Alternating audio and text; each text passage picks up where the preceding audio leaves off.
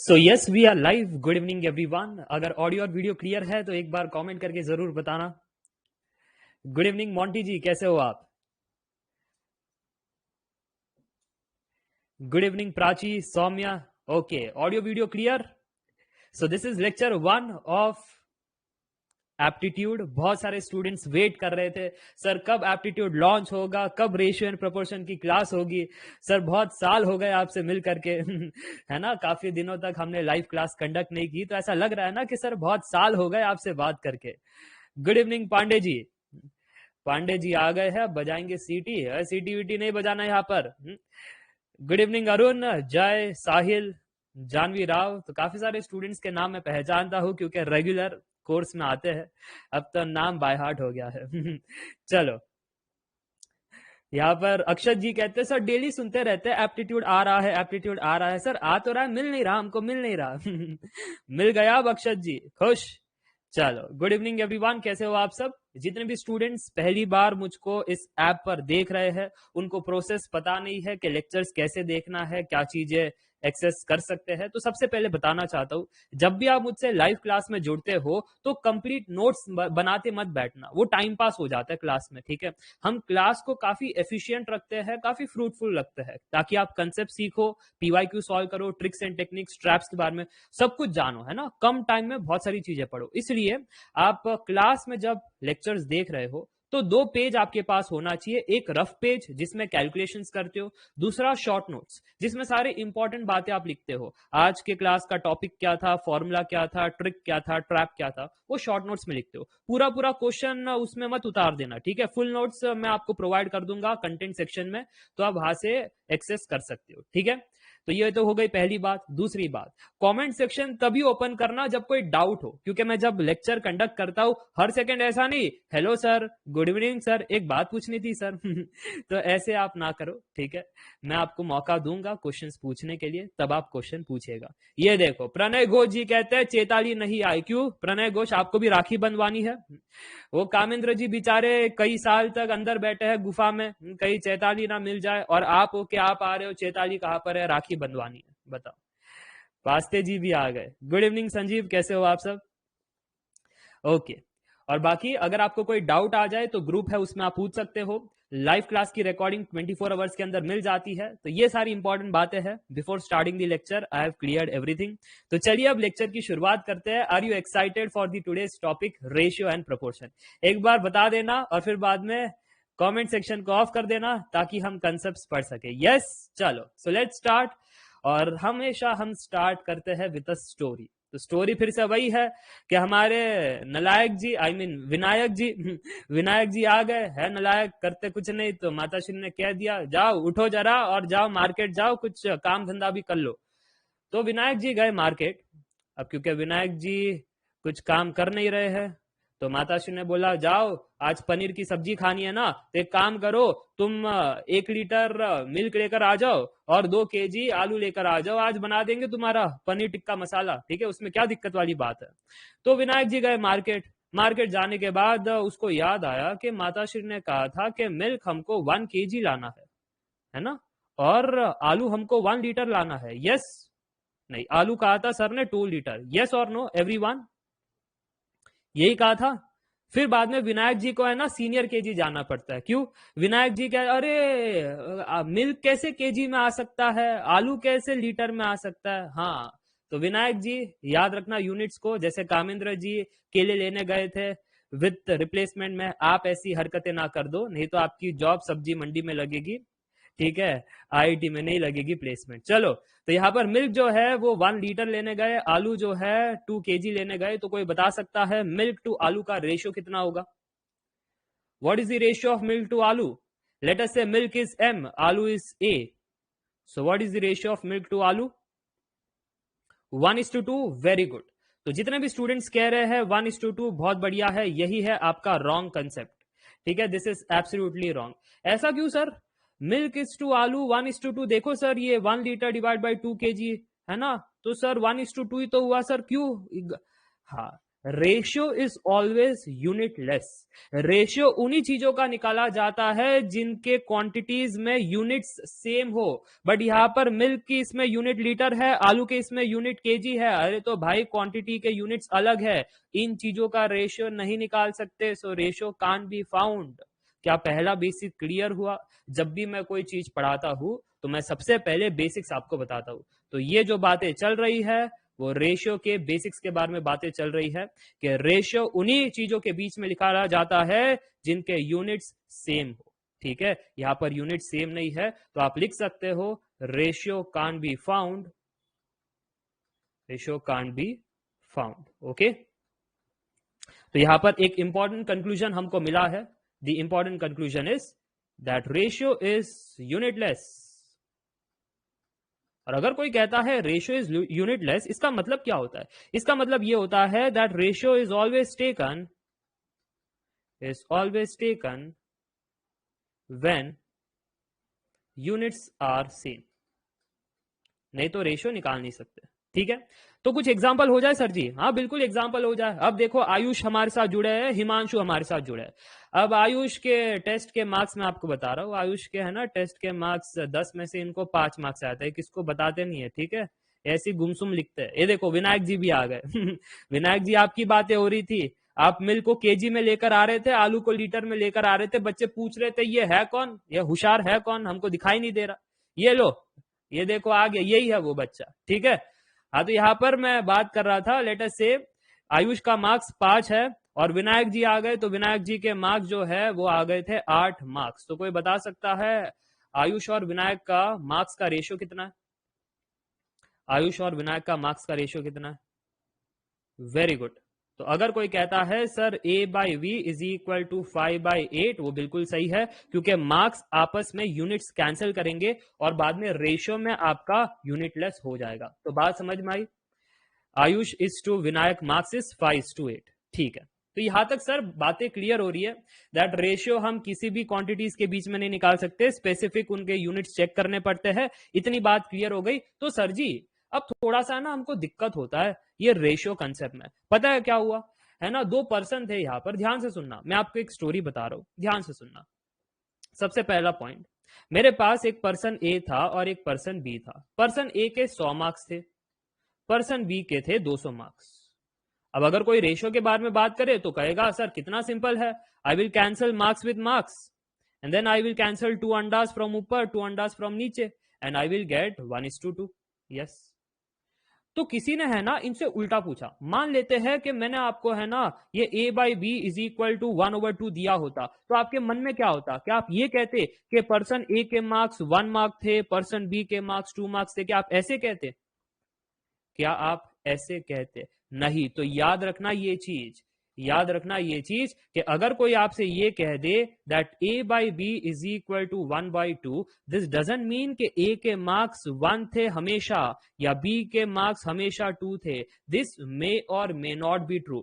याद रखिएगा ये चीज। क्या कहा मैंने?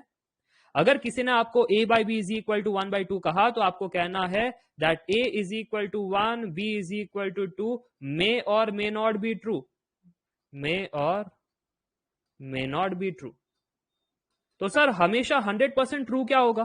100% ट्रू ये होगा कि आप ये कह दो कि इनके आपस में कुछ तो कॉमन फैक्टर थे, वो कैंसिल आउट हो गए थे। तो वो कॉमन फैक्टर लेटर से के ऊपर भी रख देता हूं, नीचे भी रख देता हूं। अब है ना आपका a बाई बी का रेशियो दिखाई दे रहा है k/2k। तो सर जी क्या अब मैं कह सकता हूं दैट a के मार्क्स एग्जैक्टली k थे और b के मार्क्स एग्जैक्टली 2k थे? Yes or no? Now can I say a is equal to, let us say k, where k is any constant, and b is equal to 2k, where k is any constant, but make sure क्योंकि ratio में है k should not be equal to 0। ये काफी important है, नहीं तो 0 कह दोगे फिर कह दोगे सर मेरे को 0/0 फॉर्म आया, सर ये ऐसे कैसे मार्क्स आते हैं 0/0, हमको भी बता दो। सो नहीं, है ना, रामानुजन आपको नहीं बनना है। So you have to make a note of that k is a constant and now this is 100% true। ठीक है, ऑलवेज ट्रू। क्लियर हो रही है बात?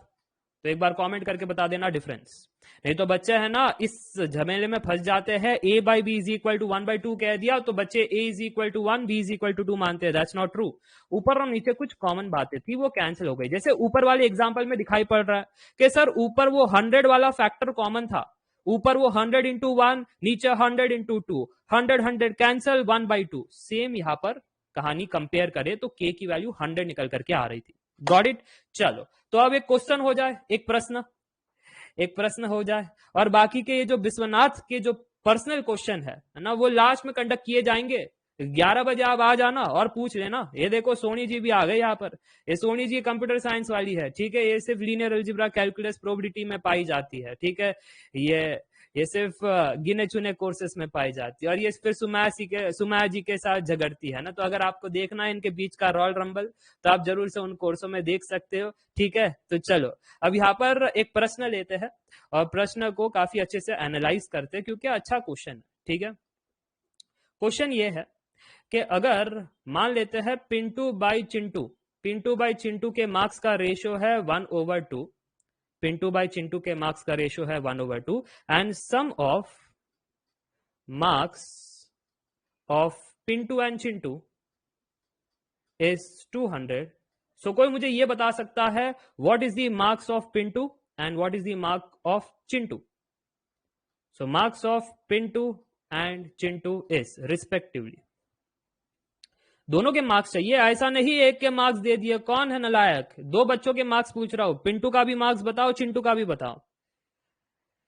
तो किसी ने कहा है 200/3, 400/3 रिस्पेक्टिवली, तो क्या मान ले इनको? ओके, सबके अलग अलग आंसर आ रहे हैं।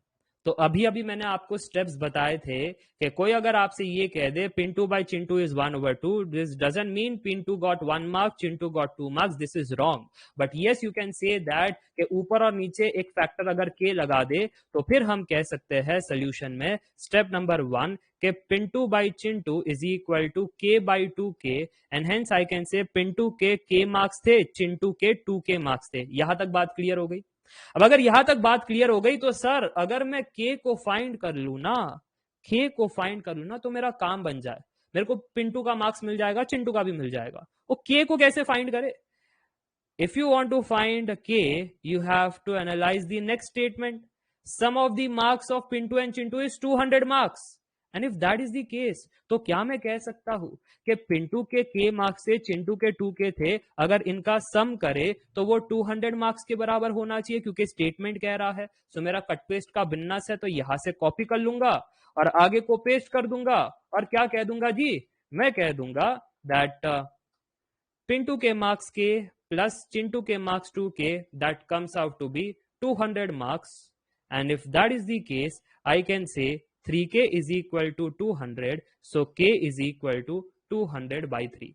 अब इससे बेनिफिट क्या होगा सर? k मिलने के बाद आप क्या कहोगे? आई विल सिंपली से पीछे जाओ और आपको चाहिए थे रिस्पेक्टिव मार्क्स। किसके मार्क्स चाहिए थे जी? आपको चाहिए थे marks of Pintu and Chintu. तो यहां पर आपको कहना है दैट k was 200/3, सो पिंटू के मार्क्स इतने हैं और चिंटू के मार्क्स 2 टाइम्स 200/3, तो उसको कैलकुलेट कर लोगे तो 400/3 आ जाएगा। सो कहना ही से 400/3 मार्क्स हमारे चिंटू के थे।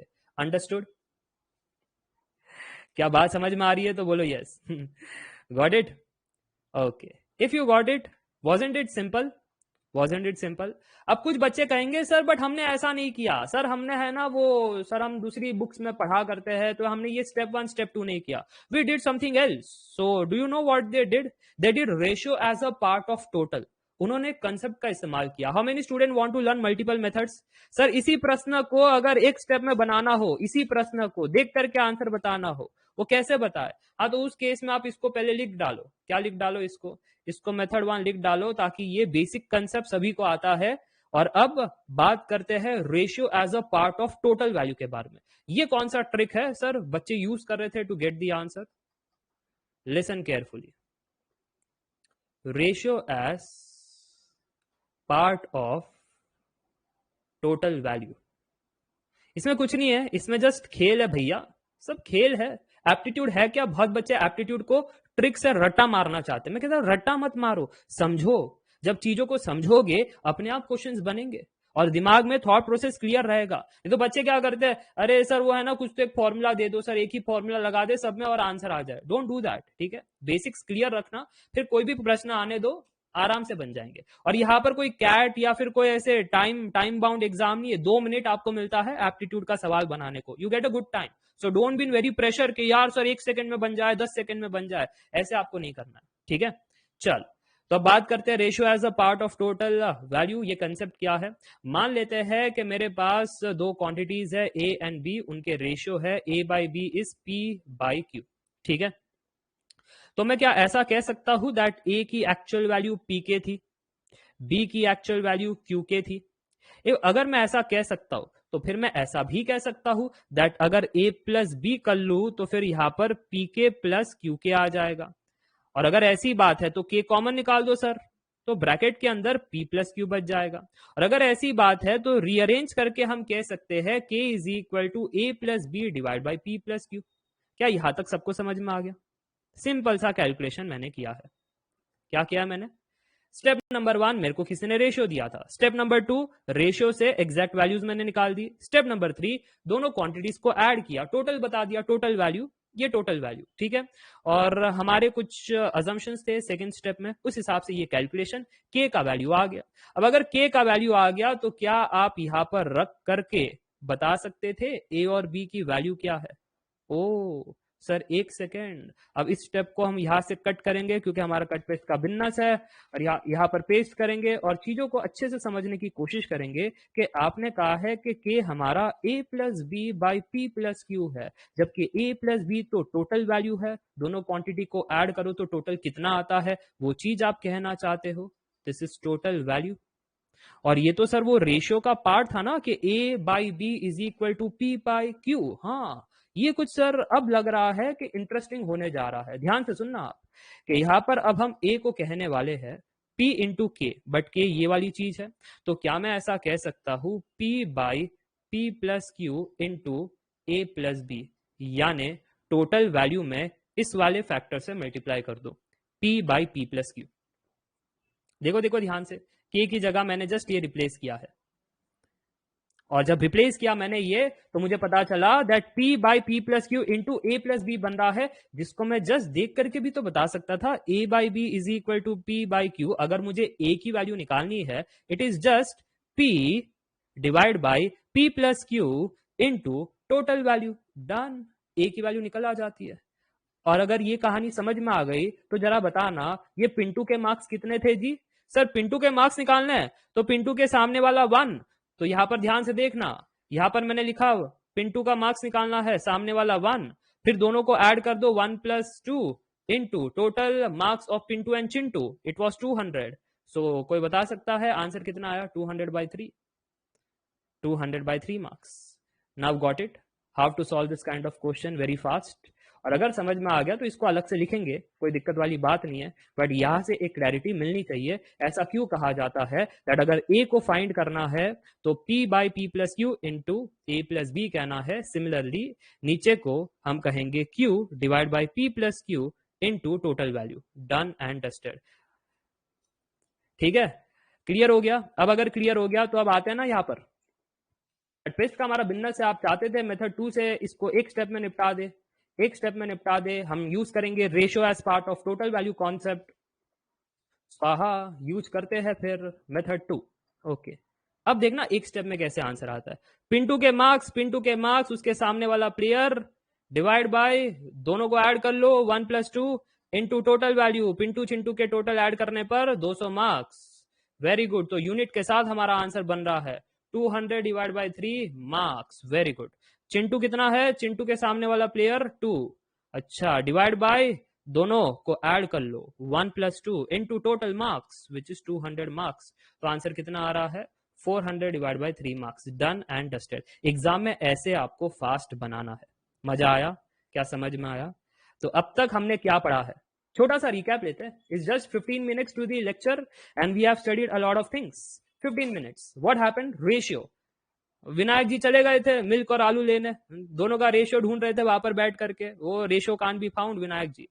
फिर रेशियो वाज यूनिटलेस, रेशियो जब लेते हो तो सेम क्वांटिटी का लेना, तभी तो वो यूनिट्स कैंसिल होंगे, जैसे यहाँ पर मार्क्स मार्क्स कैंसिल हो गए, ठीक है।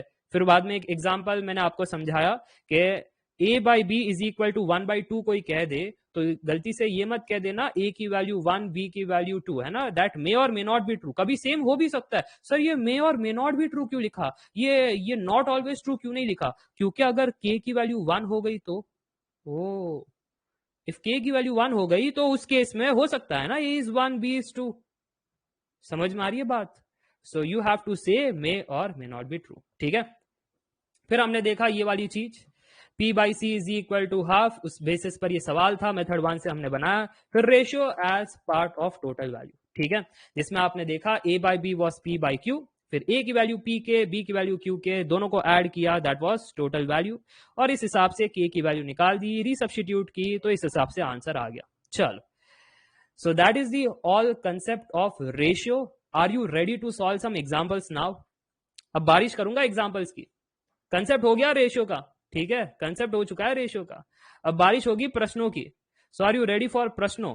ओके मित्रों, तो फिर आपके लिए पहला प्रश्न ये रहा। By this question, two numbers are in the ratio who is 2:3. If 9 is added to each number, they will be in the ratio 3:4. What is the product of two numbers?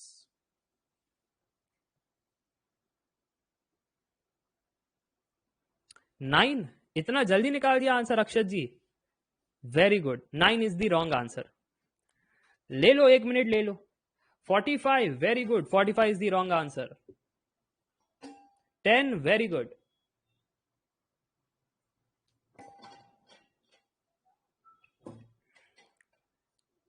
33, very good, wrong answer.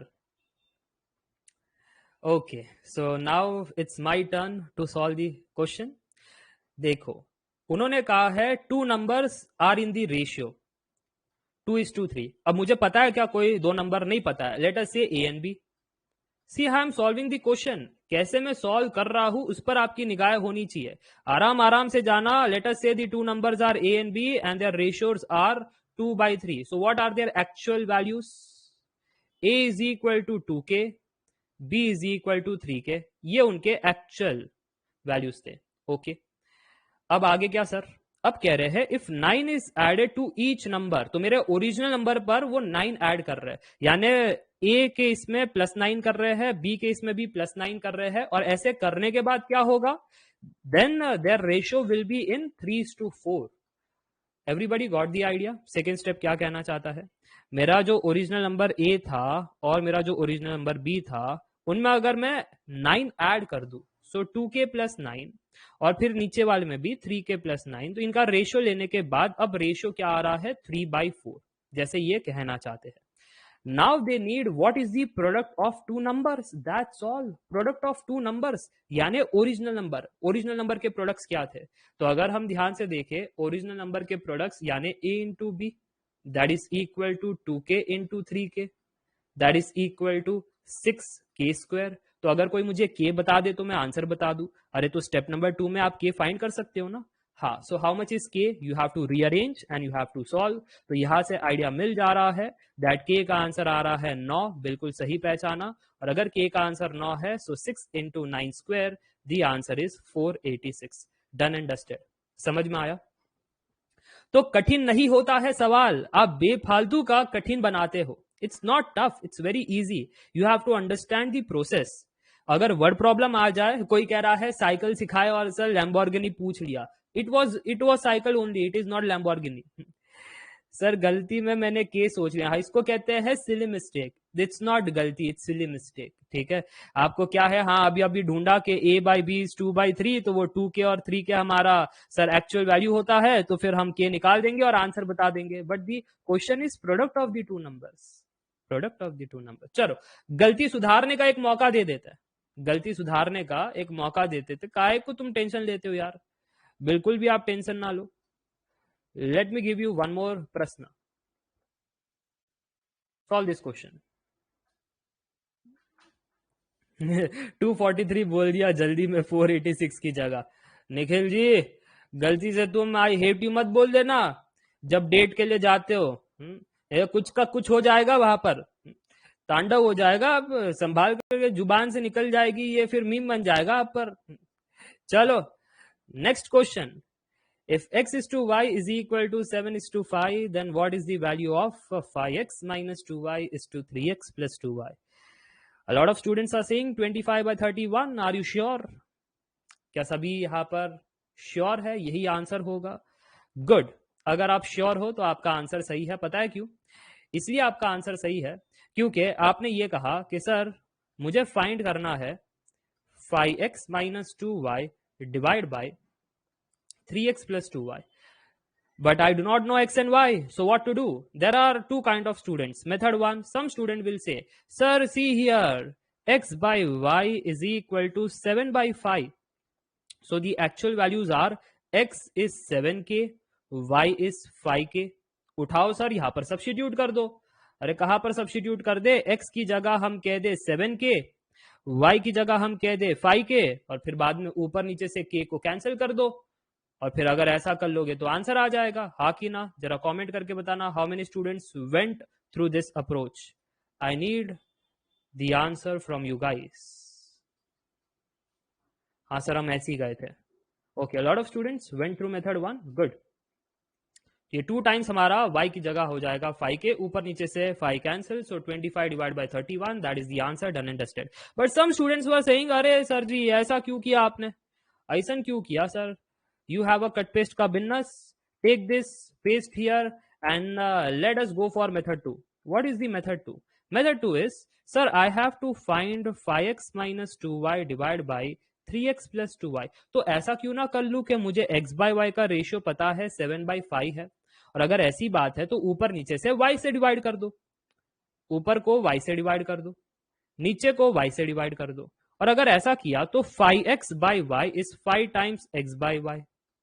Minus 2y by y is just 2 divided by 3x by y is 3 times x by y plus 2y by y is just 2.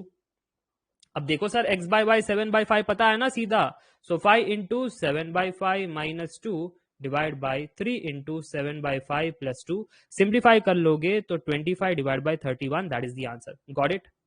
तो ये के वे के झंझट में पढ़ना ही नहीं है कि एक्चुअल वैल्यू क्या थी, एक्स की एक्चुअल वैल्यू, वाई की एक्चुअल, झंझट में पढ़ना ही नहीं है। जस्ट रेशियो पता है तो काम निकल जाएगा जी। रेशियो पता है तो काम निकल जाएगा, इतना काहे को टेंशन लेना है।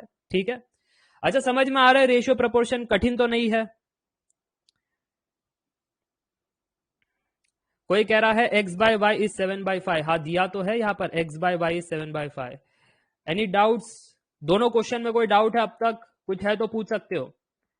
ठीक है, ये पहला प्रश्न था, इसमें कोई डाउट? No doubt.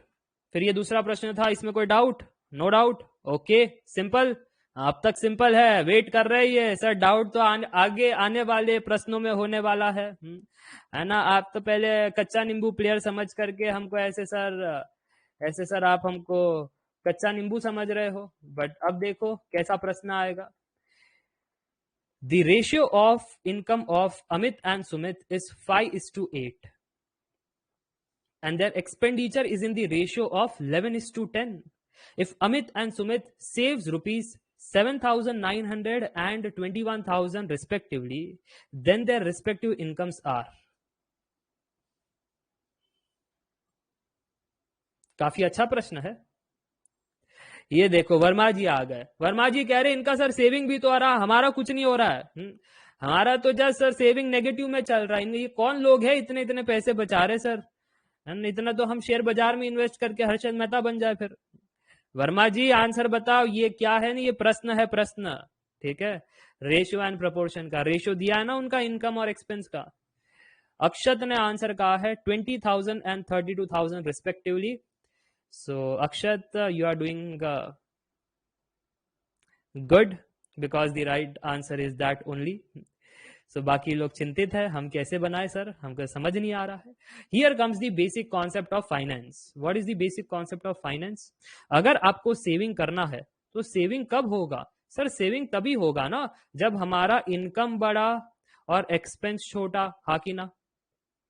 आधे लोग सोच रहे सर हमारा हमारा तो उल्टा होता है, हमारा हमको नौकरी लगी है, एक्सपेंस बड़ा, इनकम छोटा, सर कर्जे में, ईएमआई में है। तो इसके लिए ईएमआई का सवाल नहीं है, सेविंग्स का सवाल है, ठीक है। सो सेविंग्स में क्या होता है, इनकम बड़ी एक्सपेंस छोटी। इसके लिए आप करते क्या हो पता है, आप जस्ट एक काम करते हो, वो काम है इनकम माइनस एक्सपेंस, क्योंकि इनकम बड़ा expense choti, so income minus expense, you will get something positive out, and that is savings. Got the idea? What is the formula of savings? तो बहुत ही बेसिक था, इसमें कोई फाइनेंस की, ये तो कोई भी बता सकता था, विनायक जी भी बता सकते थे। सर हमारी सेविंग्स क्या होती है, एक तो इनकम पिताश्री से पैसे हम लेते हैं, एक्सपेंस वो सर गर्लफ्रेंड को हम बर्गर खिलाते हैं, स्टारबक्स में कॉफी सर पिलाते हैं, है ना, और फिर हम कुछ नहीं, हम सर हम बस देखते रहते हैं। हम अगर स्टारबक्स की कॉफी पीने लग जाए तो सर हमको फिर पार्ट टाइम वहां पर इंटर्नशिप करनी पड़ेगी। कोई कह रहा है मैं इतना गधा हूं, नहीं विनायक जी आप इतने गधे नहीं हो, आप समझ रहे ना, इन्फिनिटी इतनों से क्या होगा, विनायक जी सुनो, और इतना इतना बस, ठीक है। इनकम माइनस एक्सपेंस, ठीक है। तो चलो, अगर ये फॉर्मूला हमारा क्लियर हो गया, so can I solve this question now? Yes sir, you can solve the question, we have no issue. So step number 1, I am seeing the income ratio of Amit and Sumit as 5:3। तो अगर income के बारे में बात करें, अमित की income कितनी होगी, Amit IN represents Amit income, अगर अमित बाय सुमित 5:8 है, Amit income is 5K1, late us से 5K1, ठीक है। और अरे हा की ना, कुछ तो बोल, चलो। Sumit income how much it is, Sumit income is 8K1, where K1 is a constant, okay. Step number 2, ये सर इनकम की बात हो गई, अब खर्चे की बात कर लो। Expenditure, the ratio is 11:10 of Amit and Sumit.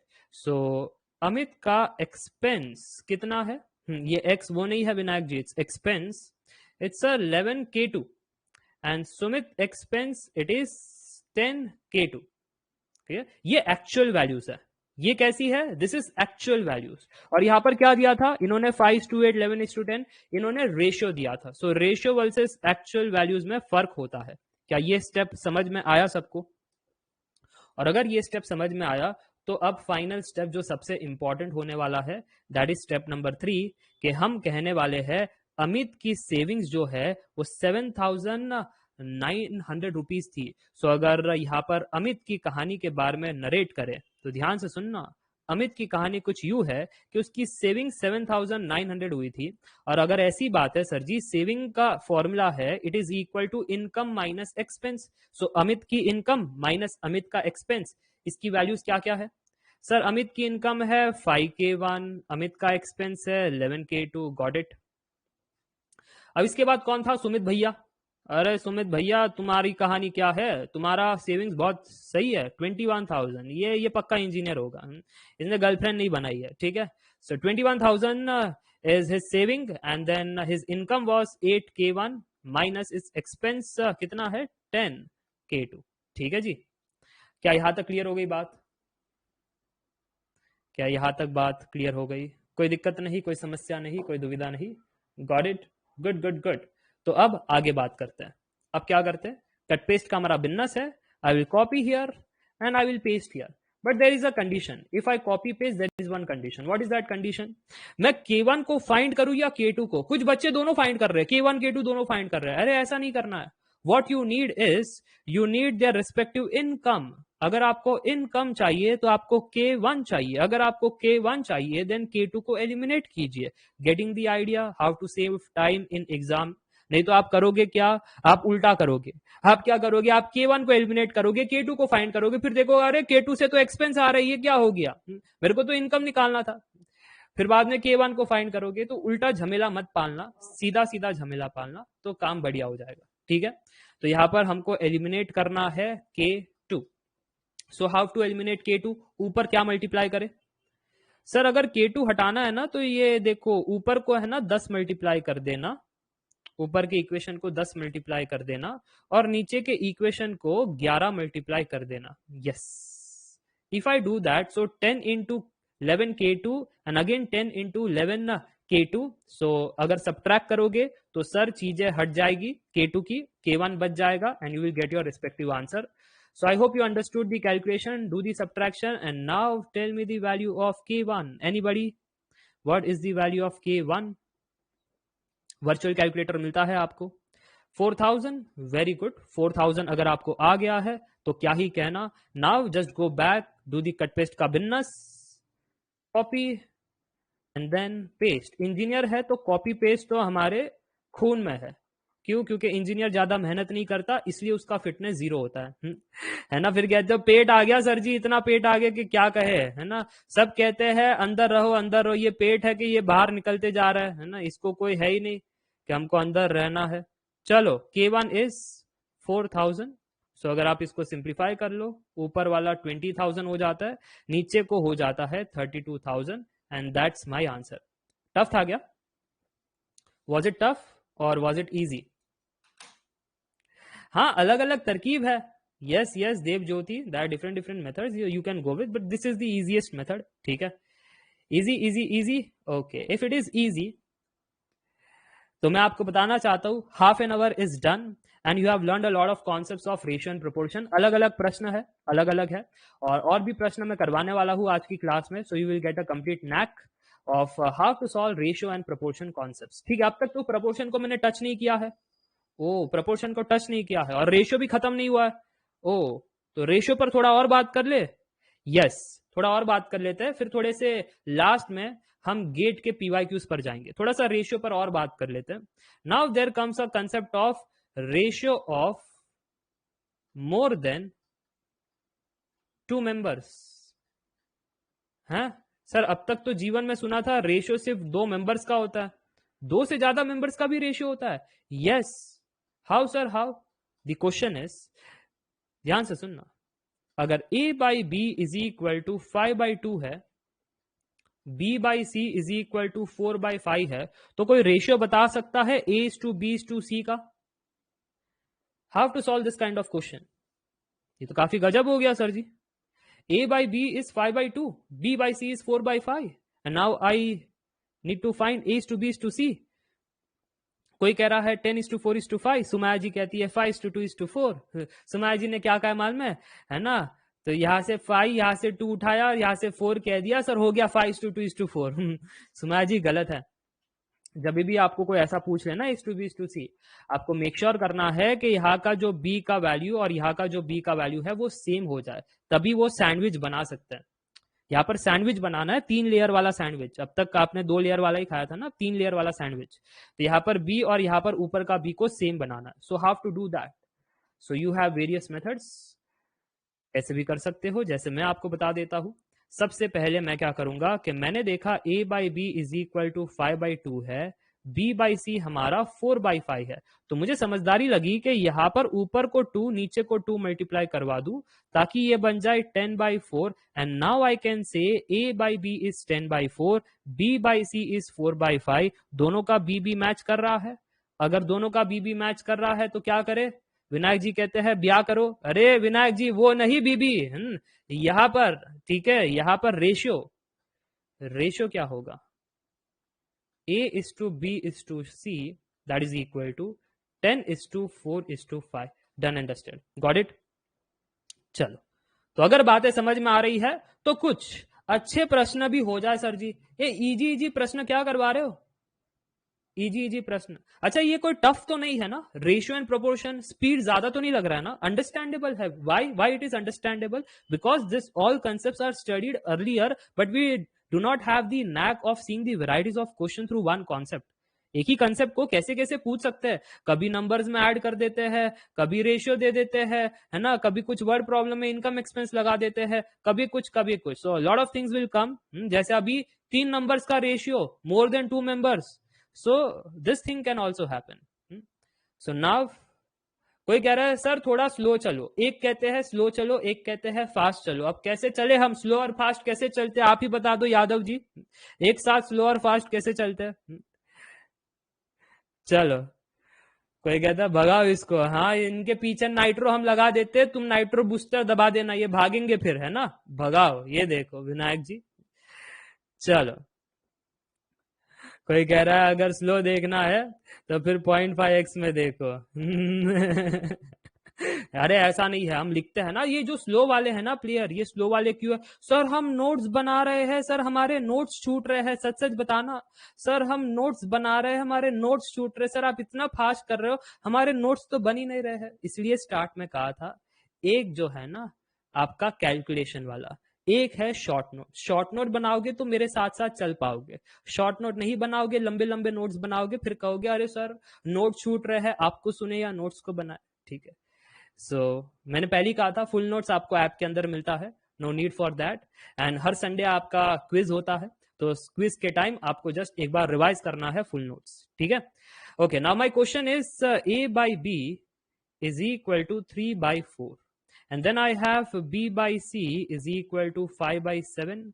Then I have c by d is equal to 8/9. So somebody can tell me what is the value of, first of all, a by c. ये कैसा प्रश्न हुआ?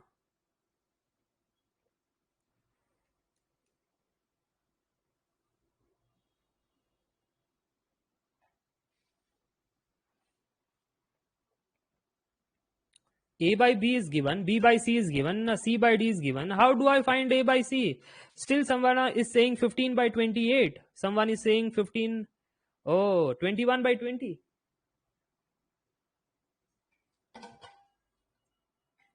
The answer is 15/28. कैसे करना था sir जी ये? अरे आप है ना आंसर देखोगे आप चौंक जाओगे। ठीक है, ध्यान से सुनना। A बाई सी मुझे निकालना है, मुझे पता नहीं A बाई सी।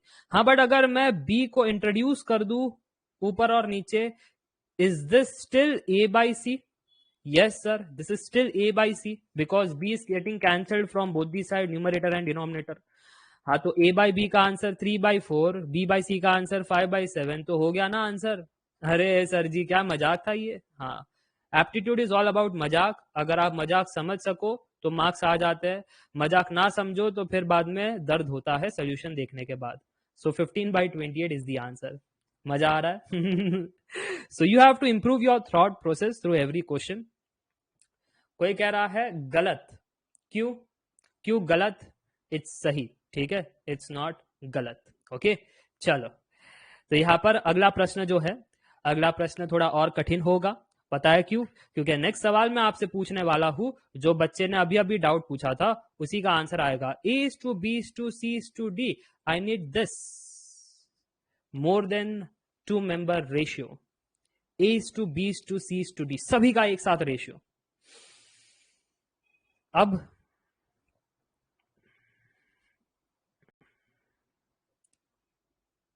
कैसे करोगे? कोई कह रहा है सी एक और नीचे है ना, तो मैं क्या करूं? मुझे ए बाई बी का रेशियो का वैल्यू पता है 3/4, बी बाई सी रेशियो का वैल्यू पता है 5/7। So I got my ratio values, I just did the substitution, done. कोई कह रहा है 30/63 कैसे होगा Darshak Verma ji? A is to B is to C is to D, 4 values आनी चाहिए। कोई कह रहा है 15, 20, 24 something something, it's wrong, it's wrong. Anyone who can give the right answer? कोई कह रहा है यहाँ पे C is 8K होगा। C हो ही नहीं सकता ना यहाँ पर 8K, या क्योंकि यहाँ पर C 7K हो गया तो C यहाँ पर 8K हो जाएगा, तो गलत होगा। अगर आपको कॉन्स्टेंट्स में कहना है तो आप ऐसा कह सकते हो, जिनका डाउट था 5K1 7K1, but here it would B 8K2 9K2। Got the idea? Got the idea? ऊपर वाले में 7K1, नीचे वाले में 8K2, that would be the value of C। Now understood? चलो, जिनका ये डाउट था, अच्छा डाउट था, कंफ्यूजन वाला, वो क्लियर हो गया।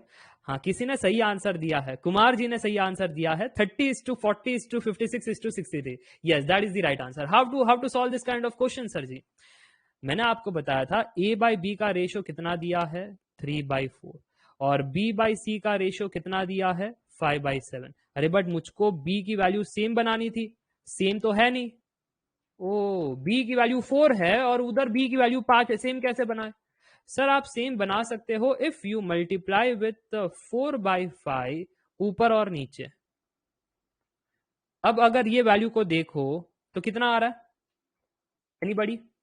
क्या अब यहां पर B की वैल्यू 4 बनी ऊपर, इधर भी B की वैल्यू 4 है, so there is no problem at all. Everyone in the comment section yes.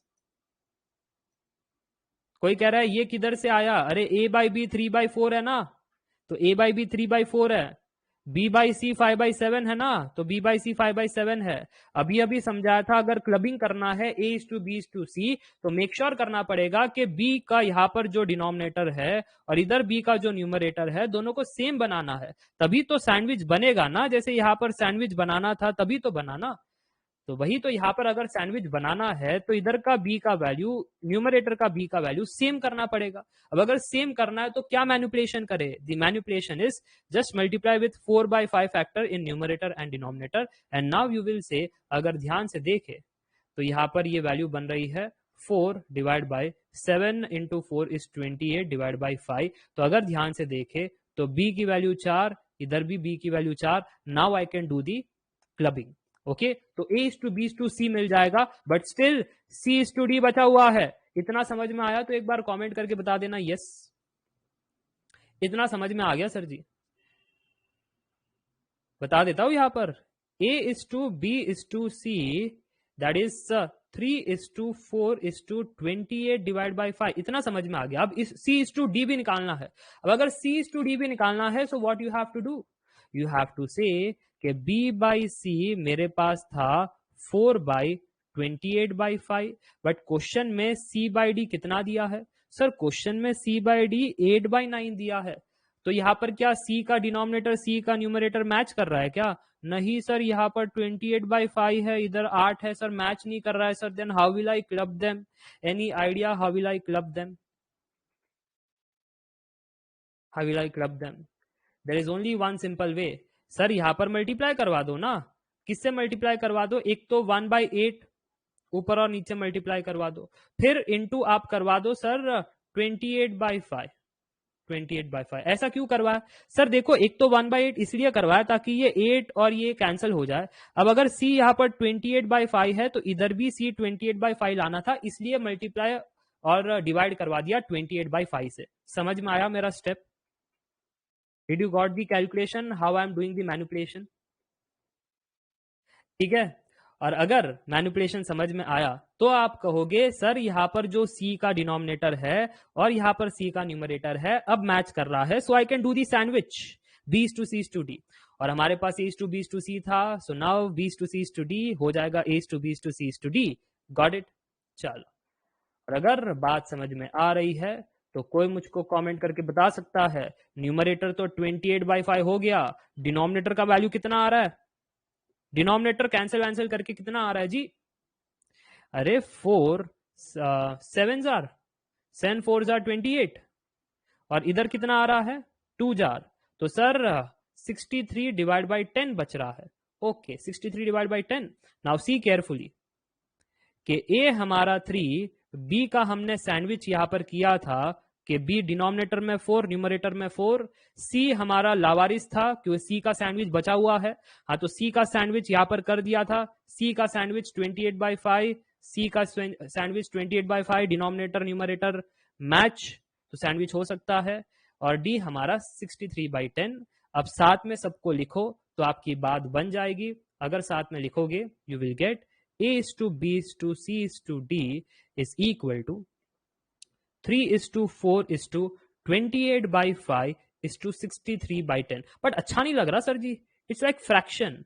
Sir एक होल नंबर चाहिए, मल्टीप्लाई करवा दो 10 के साथ थ्रू आउट, मल्टीप्लाई करवा दो 10 के साथ थ्रू आउट, तो पहला number 30, next number 43, next number 2 into 28 हो जाएगा क्योंकि 10 डिवाइड बाई 5 2 होता है, सो 2 into 28 56, next 63, and that is the answer. मजा आया तो बोलो यस। क्या मजा आया, क्या समझ में आया कैसे करना था? सिंपल है, इट्स वेरी सिंपल, सैंडविच करना और कुछ नहीं। Got it? चलो ओके, अब फील आ रहा है, we are going to next level. अब फील आ रहा है कि चीजें सिंपल है, समझ में आ रही है, और बेनिफिट क्या है, जिनको रिपीट में देखना है वो रिपीट में भी देख सकते हैं। कैसे सर? रिकॉर्डिंग मिल जाएगी, नोट्स मिल जाएगा, आराम से रिपीट में देख सकते हो, कोई दिक्कत वाली बात नहीं। हाँ बस सैंडविच ही तो करना है, भूख भी लग गई सर जी। चलो आगे बढ़ते हैं, आगे बढ़ते हैं और चीजों को समझने की कोशिश करते हैं। अब जैसे रेशियो था ना, अब रेशियो के साथ हमारे पास आता है प्रपोर्शन। जब दो रेशियो को इक्वेट कर दे बन जाता है प्रपोर्शन। क्या कहा मैंने? If I equate two ratio it becomes proportion. कोई कह रहा है why we not club A by C. A by C को क्लब कैसे करेंगे? ए बाई सी को क्लब कैसे करेंगे? ये कैसा सवाल था? कोई डाउट है क्या प्रीवियस इसमें? ए बाई बी को 5, बी बाई सी को 4 से मल्टीप्लाई नहीं कर सकते? ए बाई बी को 4 से, बी बाई सी को, है क्या कह रहे हो? मैं समझा नहीं।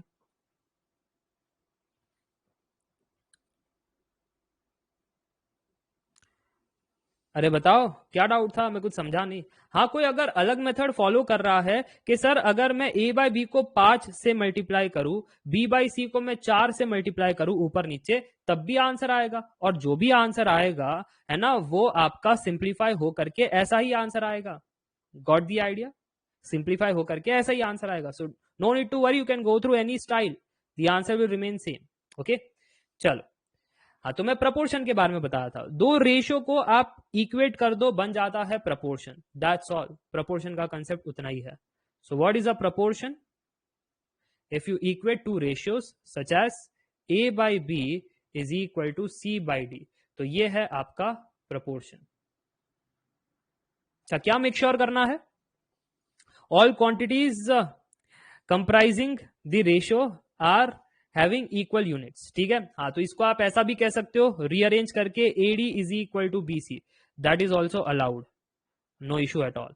अच्छा, कभी कभी है ना, आपने ऐसा भी देखा होगा, ऐसा प्रोपोर्शन आपने देखा है, A by B is equal to B by C is equal to C by D, that is equal to D by ई।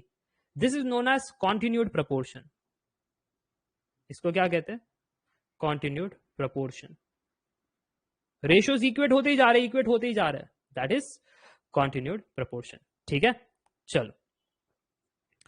अब प्रपोर्शन के अंदर भी कुछ प्रॉपर्टीज है, आपने 10th में पढ़ी होगी। अरे कितनों ने पढ़ी है properties in proportion? Funny style में पढ़ी थी। सबसे पहली प्रॉपर्टी आपने पढ़ी थी कॉम्पोनेंडो रूल। अगर मेरे पास, ध्यान से सुनना, A by B is equal to C by D है, सबसे पहली प्रॉपर्टी है componendo. So what happens in componendo? So in componendo we simply say K A plus B करेंगे और नीचे को बी ही रखेंगे, that is equal to C plus D, नीचे को डी रखेंगे। So numerator will change. Numerator को कैसे चेंज करेंगे? Numerator plus denominator. ठीक है, न्यूमरेटर को चेंज किया, numerator plus denominator, that's all. Now the next concept is dividendo. बाद में आप नाचोगे, कॉम्पोनेंडो डिविडेंडो, हाँ याद आया ना, 10th में ऐसी आप पढ़ा करते थे। So what is dividendo rule?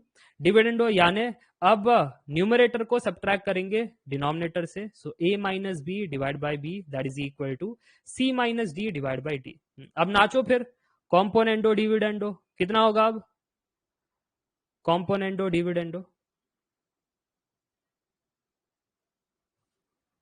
अरे बताओ बताओ। कलर चेंज कर लेता हूं, नहीं तो कहेगी एक ही कलर से लिखे जा रहे हो sir ji. Componendo dividendo, okay. तो अगर ध्यान से देखे, दोनों को डिवाइड ही तो करना है, दोनों को डिवाइड कर दो, फर्स्ट और सेकंड को डिवाइड कर दो, हो गया कॉम्पोनेंडो डिविडेंडो। अगर ध्यान से देखे, लेफ्ट हैंड साइड में जब डिवाइड होगा, बी बी कैंसिल हो जाएगा, न्यूमरेटर में क्या बच रहा है? ए प्लस बी, डिनोमिनेटर में ए माइनस बी। इधर को राइट हैंड साइड में ऊपर नीचे से डी डी कैंसिल हो जाएगा, so C plus D divide by C minus D, this is left. So this is componendo dividendo. और बाकी अल्टरडेंडो, इन्वर्टेंडो, फिर निंजा टेंडो, है ना, वो बाकी वैसे नहीं निकालना है, सिर्फ 5 ही है। इन्वर्टेंडो, नहीं तो आप कहोगे हाँ निंटेंडो भी है सर जी, नहीं नहीं नहीं, वैसे नहीं करना है आपको, मुझे मालूम है, मनी मन ऐसे नाम बनाओगे। सो what is invertendo? It's not a property, it's just the basic idea कि इन्वर्ट कर सकते हो। अगर ए बाई बी है तो बी बाई ए कह सकते हो, सी बाई डी है तो डी बाई सी कह सकते हो, और फिर ऐसे कह करके भी आप आंसर बता सकते हो, that B by A is equal to D by C. Very simple and very easy. And the last is alternendo. So alternendo is nothing but A by C is equal to B by D. ठीक है, B को उधर भेजो, सी को नीचे भेजो, alter कर दिया, so done. So this are the 5 properties of proportion. क्या बेसिक्स क्लियर हो गए? याद आ गए सारी प्रॉपर्टीज? क्योंकि बेसिक्स तो मुझे बताना ही था, अब क्वेश्चंस की बारी। असली मजा तो क्वेश्चंस में ही तो आता है सर जी। कोई कहता है मुझे अब पता चला ये सब प्रपोर्शन में आता है, वाह, विनायक जी इसी बात पर आपके लिए बहुत बहुत तालियां, है ना, बहुत उम्दा खेल रहे हो आज की क्लास में आप, है ना, नेक्स्ट लेवल आप जा रहे हो। आलिया भट्ट को भी आप टफ दोगे एक दिन, ये मेरा प्रेडिक्शन है। आलिया भट्ट आपसे ट्रेनिंग लेगी और सेल्फी खींच करके इंस्टाग्राम में डालेगी। a minus b divided by a plus b is equal to 1 by 5. So anyone who can find a square minus b square divided by a square plus b square?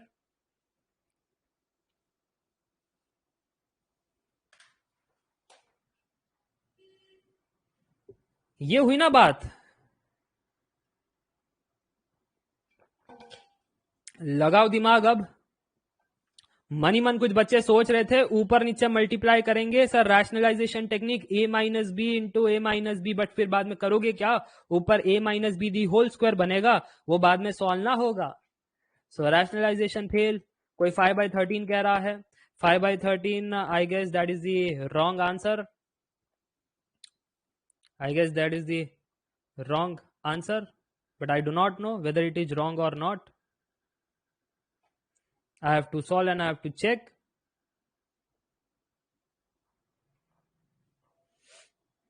कोई कह रहा है -24। अजीब अजीब आंसर कह रहे हो, मेरे हिसाब से आंसर कुछ, हाँ कोई भी सही नहीं दे रहा है, कोई भी सही नहीं दे रहा है, पॉजिटिव आंसर है। हाँ थोड़ा थोड़ा सही किसने कहा, बट उल्टा कर दिया शायद वापस उल्टा कर दिया किसने आंसर। खैर okay, so you tried your best, but now I will tell you how to solve the question, ठीक है। सबसे पहले किसी ने मुझसे कहा कि ये फाइंड करना, मैं ये सोच में पड़ गया फाइंड कैसे करे, क्योंकि फाइंड करने के लिए मुझे इधर ए की वैल्यू चाहिए या बी की वैल्यू चाहिए, बट फिर वो रेशो वाला है भी नहीं कि A by B is equal to P by Q, तो मैं कह सकूं ए की वैल्यू पी के, बी की वैल्यू क्यू के, ऐसा था भी नहीं। So what to do, I have only one method left and the method is using this kind of relationship to move forward and to get the answer. तो मैंने सोचा इस पर क्या इस्तेमाल करे ऐसे दैट, है ना, इस पर क्या इस्तेमाल करे that I get the answer. तो फिर मेरे दिमाग में आया, ध्यान से सुनना, मेरे दिमाग में आया, लिसन केयरफुली, कि अगर कोई मुझे कहता है a minus B upon a plus B is equal to 1/5, then can I say with the help of componendo dividendo. Componendo dividendo क्या कहता है कि a by B is equal to C by D था, तो numerator a plus B, denominator a minus B. Next इसमें numerator c plus D, denominator c minus D. ये देखो componendo dividendo. If I use componendo dividendo, ऐसा नहीं लगता है मेरा कुछ बेनिफिट हो जाएगा। Numerator is now numerator plus denominator, and denominator क्या हो जाएगा, न्यूमरेटर माइनस डिनोमिनेटर, हाँ कि ना। राइट हैंड साइड में भी वैसी होगा, 1 + 5 डिवाइड बाई 1 - 5। क्या यहां तक सभी को समझ में आया? और क्योंकि आप ये प्रॉपर्टी का इस्तेमाल कर चुके हो, तो -b + b कैंसिल हो जाएगा, नीचे से भी a और -a आपस में कैंसिल हो जाएगा, और फिर आप कह पाओगे that this calculation is now converted to numerator is 2a, denominator is -b यानी -2b। राइट हैंड साइड में 6 divide by -4, 2 cancel, 2 3s are, न 2 3s आर कैसन बा, विनायक जी को टफ दोगे तुम, 2 2 jar, 2 3 jar. So now a by b is equal to 3/2. I got my ratio. A by b is equal to 3/2. Can I solve the question now once I got the ratio? क्या step number 1 सभी को समझ में आया? कैसे property हमको मदद करता है टू गेट द आंसर? कैसे प्रॉपर्टी हमको, कोई कह रहा है नेगेटिव किधर गया, नेगेटिव, अरे नेगेटिव लेफ्ट हैंड साइड में भी था तो राइट हैंड में भी था ना, तो आपस में कैंसिल हो गया, लेफ्ट राइट आपस में कैंसिल हो गया, ठीक है। Okay, so a by b is 3/2. How will I use that? There are 2 ways. अब देखो मैंने क्या बताया था, a की वैल्यू 3k, b की वैल्यू 2k, वैसे जाओ। और अगर वैसे नहीं जाओगे तो आपको क्या करना मालूम है, न्यूमरेटर और डिनोमिनेटर दोनों को b स्क्वायर से डिवाइड कर लो, इजी। अभी अभी सीखा था ना, रेहा कि ना, अभी अभी सीखा था कि नहीं, छीका नहीं सीखा। चलो विनायक जी छीक भी देंगे, दूर रहना उनसे, कोरोना वोरोना हो गया उनको तो फिर। चलो, a square by B square plus 1, numerator denominator दोनों को b स्क्वायर से डिवाइड किया। a बाई बी हमारा 3/2 था, so 9 divide by 4 - 1 divide by 9 divide by 4 plus 1, oh no sir, ऊपर हमारा बन रहा है 5 और नीचे हमारा बन रहा है 13, सो 5 divide by 13 is the answer. क्या सबको बात समझ में आई? तो बोलो यस। Got it? कोई दिक्कत वाली बात नहीं, कोई समस्या वाली बात नहीं। अब समस्या मुझे है, क्यों? क्योंकि ये मेथड 1 है, हम यूज नहीं करेंगे मेथड 1। वाई? वाई आप यूज क्यों नहीं करोगे? यूज क्यों नहीं करोगे मेथड 1? सर इतना बढ़िया तो था मेथड 1, क्या खराबी थी मेथड 1 में? मेरा दिमाग कहता है wait a second, you are a substitution expert.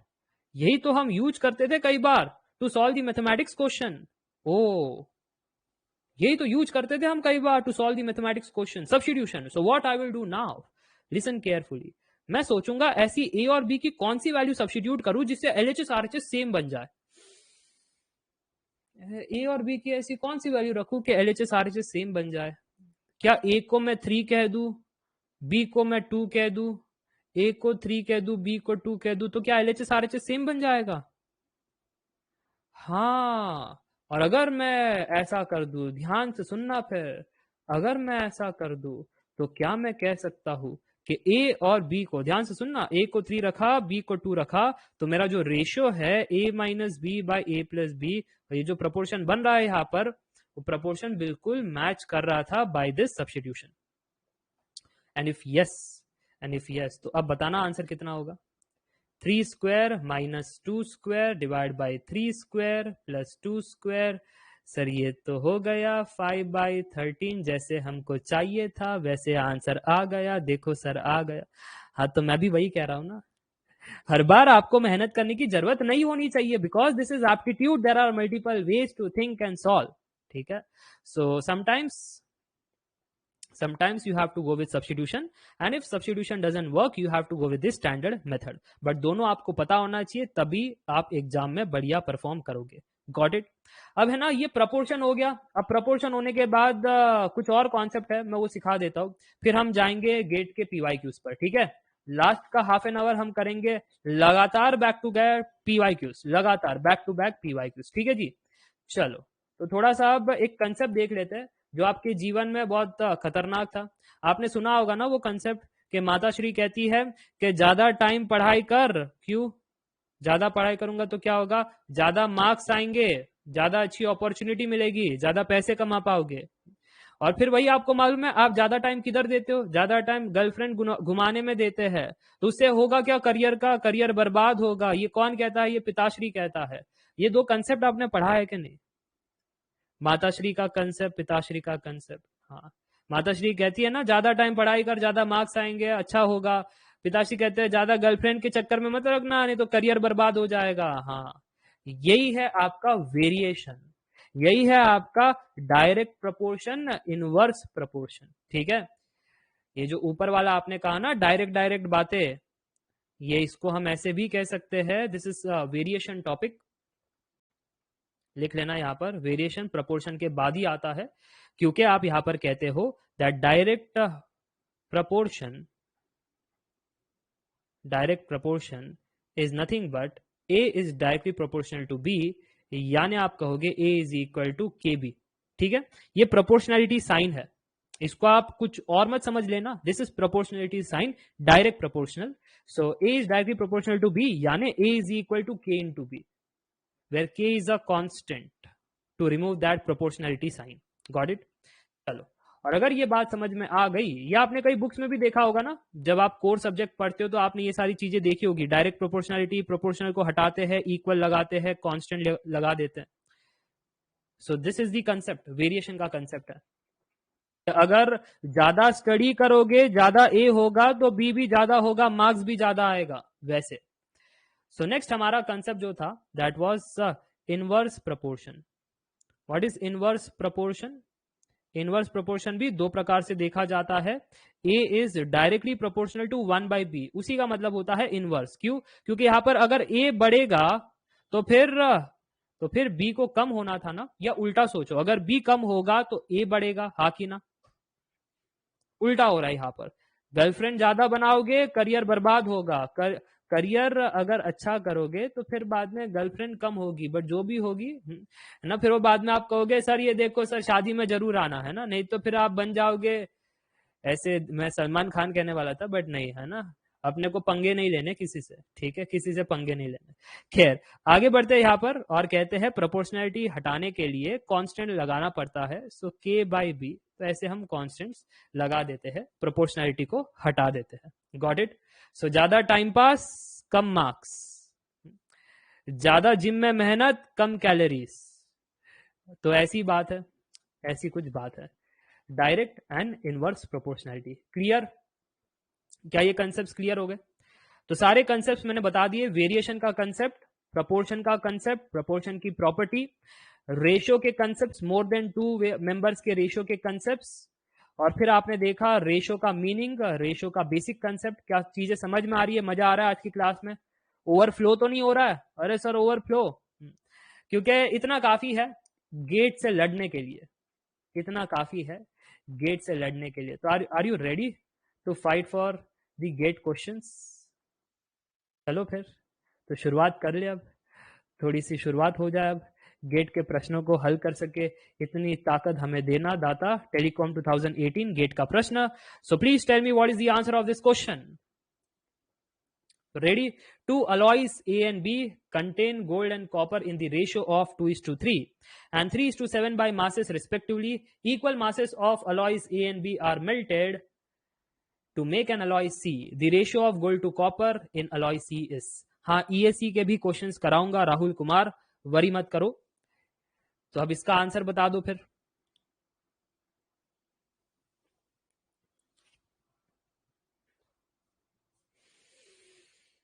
Seven is two three, okay, 7:3, 7:13, okay.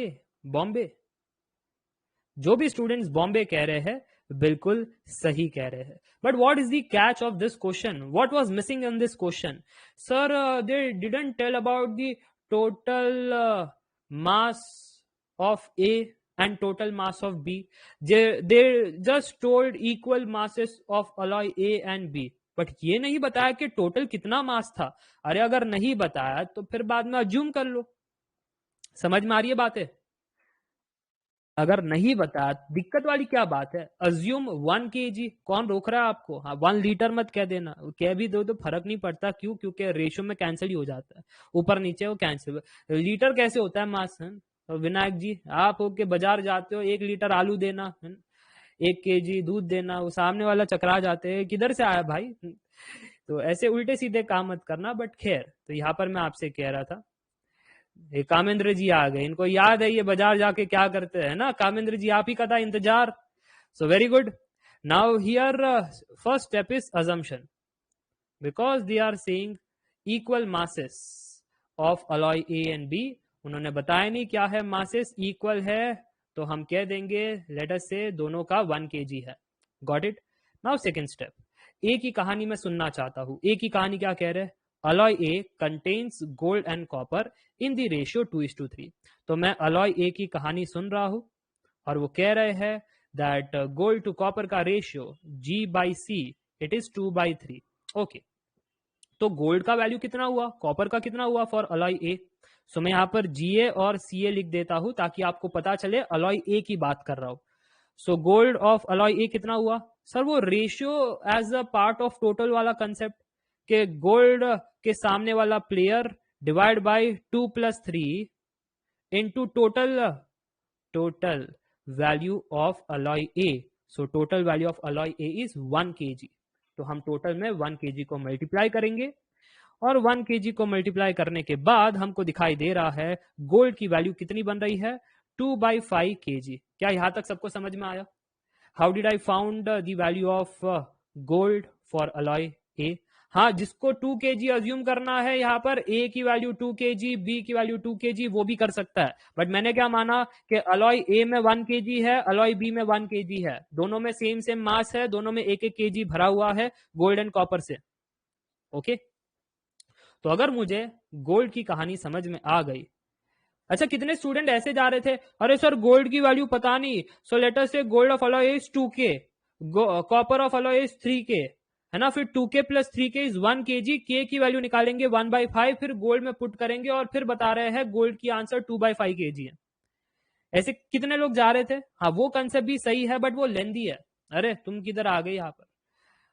हाँ वो भी सही है बट वो कंसेप्ट लेंदी है। बात क्लियर हो गई तो एक बार कमेंट करके बता देना यस। ओके, अगर बता दिए यस तो ध्यान से सुनना। अब अलॉय ए की कहानी आगे नरेट करनी है मुझे। अलॉय ए की कहानी आगे नरेट करनी है। तुमने गोल्ड तो बता दिया जी, तो तुमने कॉपर नहीं बताया। कॉपर कितना है, कोई कॉपर भी बता दो। कॉपर कितना है, 3/5। Very good. Copper from alloy A is, copper के सामने वाला player is 3 divide by 2 plus 3 into total KG in alloy A. वो तो 1 kg था टोटल वैल्यू। हाँ तो अब कॉपर का कितना बना, 3/5 kg। Done and dusted. तो यहां पर gold in alloy A, copper in alloy A मिल चुका है। Similarly can I find B की कहानी। बी में क्या दिया है, बी में भी गोल्ड एंड कॉपर का रेशियो दिया है 3:7। हाँ तो फिर बी में गोल्ड कितना है, कॉपर कितना है, जरा बता दो। बी का टोटल वजन है 1 kg। तो इस कंसेप्ट के द्वारा क्या आप बता सकते हो, हमारा कट पेस्ट का भिन्ना से हम इधर को कॉपी करेंगे। ध्यान से सुनना, इधर को पेस्ट करेंगे। अलॉय ए की जगह यहां पर सब जगह बी रख देंगे, रेशो भी चेंज कर देंगे। ध्यान से सुनना, सब जगह से यहां को हटा देंगे और अब बी की कहानी नरेट करेंगे। गोल्ड और कॉपर का रेशियो 3/7। ओके, तो गोल्ड बी में निकालना है तो गोल्ड के सामने वाला player 3, total addition 3+7। 1 kg alloy B में भी था, तो फिर बाद में गोल्ड बन रहा है 3/10 kg। Copper in B is nothing but copper के सामने वाला प्लेयर 7 डिवाइड बाई 7+3 और 1 kg हमारा इन टोटल अलॉय बी में है। तो फिर टोटल कितना बन रहा है, 7/10। Got it. Copper in alloy B is 7/10। अब क्या कह रहे हैं वो क्वेश्चन में कह रहे हैं इन दोनों को हमने पिघला दिया, ए एंड बी को पिघला दिया और हमने सी क्रिएट कर दिया। यानी ए और बी दोनों को पिघला करके मिक्सचर करके सी अलॉय रेडी किया है।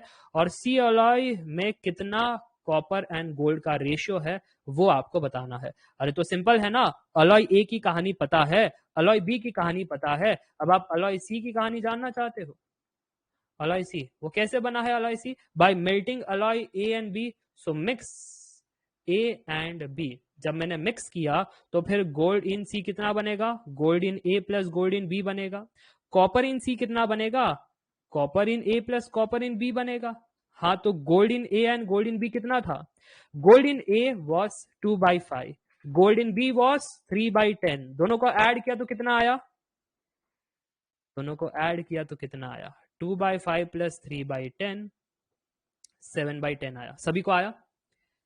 अच्छा कॉपर का आंसर कितना आया, 3/5 प्लस 7/10। कॉपर का आंसर 13/10 आना चाहिए। सभी को आया 13/10। यस। और है ना, इनको ऐड करके आपने ये भी देखा होगा सर, अगर दोनों को ऐड किया तो यहां पर 2 kg बन रहा है। हाँ जब अलॉय ए को पिघालोगे, बी को पिघालोगे, ऐड करोगे तो 1 kg प्लस 1 kg 2 kg तो आएगा। This means your calculations are correct. This means your calculations are correct. Now you need the ratio of gold in C and copper in alloy C, that is equal to 7/10 divided by 13/10 which is 7/13। Done and dusted. समझ में आया gate का प्रश्न कैसे बनाना है। 2 mark का प्रश्न था, एनईटी सवाल कभी नहीं आता, बट हाँ 1 मार्कर 2 मार्कर एमसीक्यू क्वेश्चन आता है जिसमें नेगेटिव मार्किंग होती है, नेगेटिव मार्किंग होती है। क्लियर। कठिन था क्या सवाल। तो ये स्टार्ट में अगर मैं आपको बताता ना तो बड़ा कठिन लगता आपको, अरे सर ये क्या है, कुछ समझ नहीं आ रहा है, ratio as a part of total ये कैसे किया। बट अब क्लियर है, how did I hide this, है ना, ये कैसे किया अब क्लियर है। अब कोई दिक्कत वाली बात नहीं है, दोनों को पिघला करके ऐड कर दिया, डन। अगला प्रश्न आपके स्क्रीन के सामने, 2018 सिविल।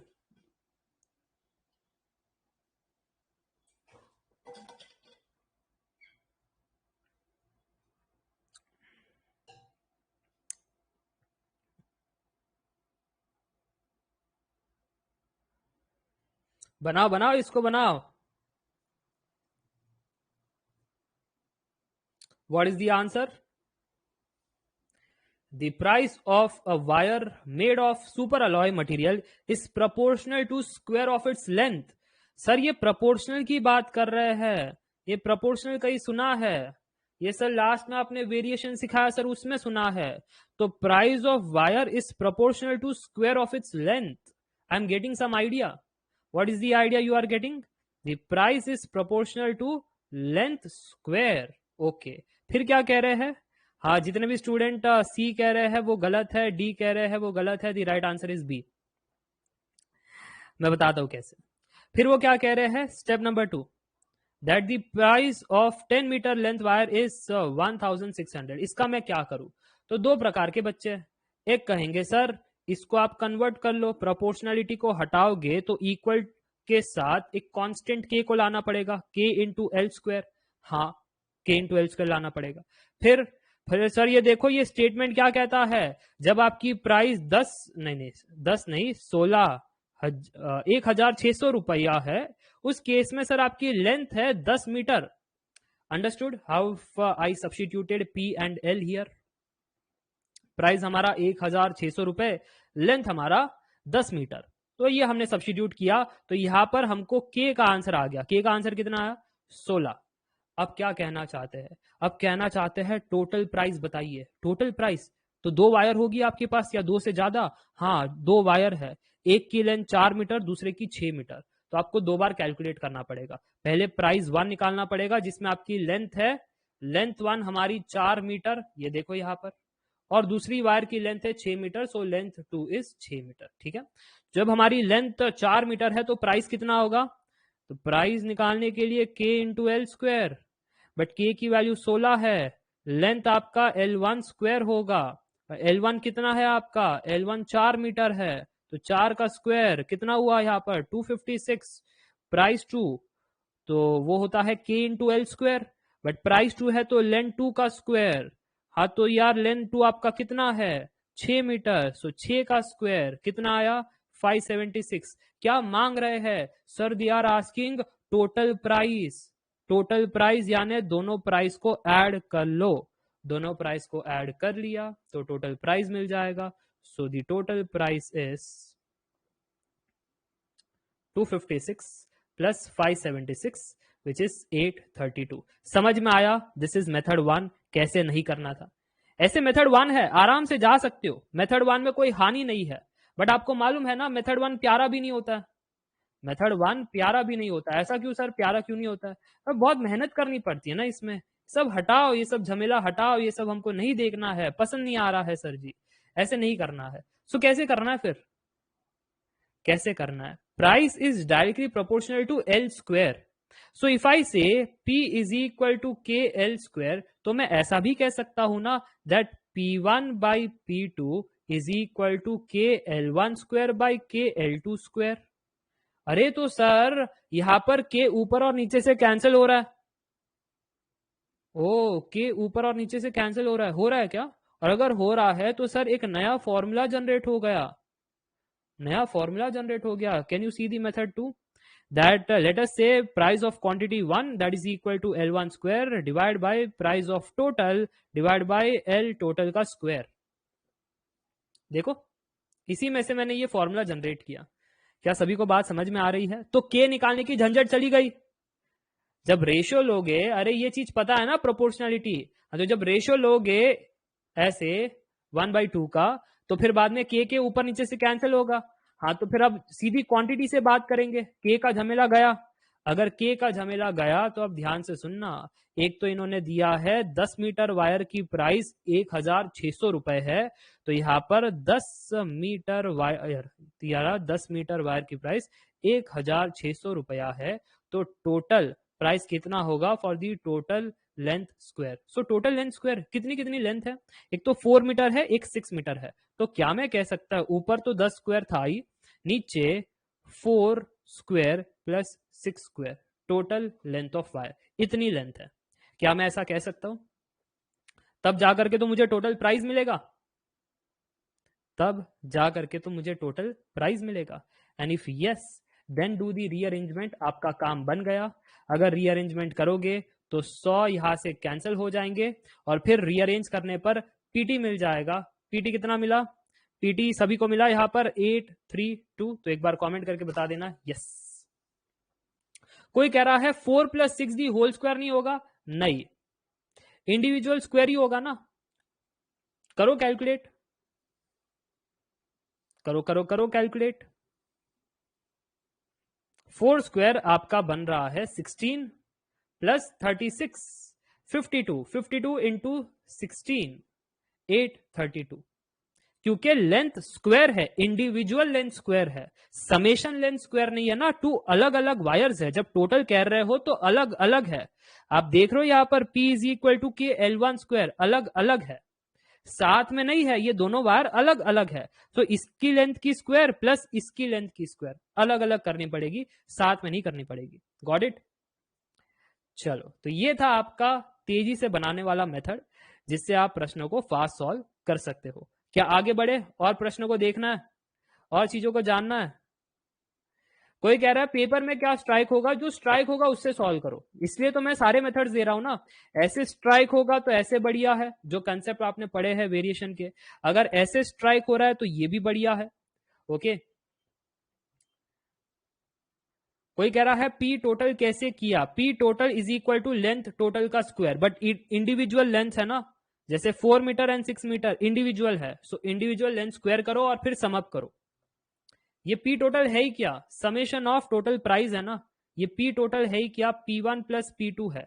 सो एल टोटल क्या होगा? L1 square plus L2 square जैसे होगा। समझ में आ रही है बात है?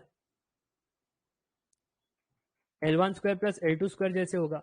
अरे ये तो मैंने जस्ट आपको यहाँ पर दिया। अच्छा, यहाँ पर आप 1 1 से कंफ्यूज हो गए, तो इसको रोमन लेटर में मान लेना, रोमन लेटर में। अब ठीक है, अब कोई कंफ्यूजन नहीं, रोमन लेटर में। Just the idea, it's just the idea कि जैसे आप अगर ऐसे इस प्रकार से प्रपोर्शन बनाते हो तो के कैंसिल हो जाता है, तो के फाइंड करने का झमेला नहीं जो यहां पर आपने किया था। ओके, आगे बढ़े, कुछ और कॉन्सेप्ट जाने, कुछ और बातें करें। समझ में तो आ रहा है ना सारी चीजें? फास्ट तो नहीं जा रहा, आराम आराम से जा रहा हूं। ये सारे कंसेप्ट पहले इसलिए दिए ताकि जब क्वेश्चंस पर आओ तो आपको फास्ट ना लगे, आपको लगे हाँ अभी अभी तो पढ़ा था ये सारी चीजें। ठीक है,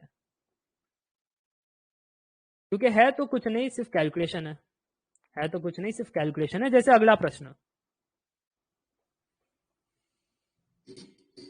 3 friends R, S and T shared toffees from a bowl.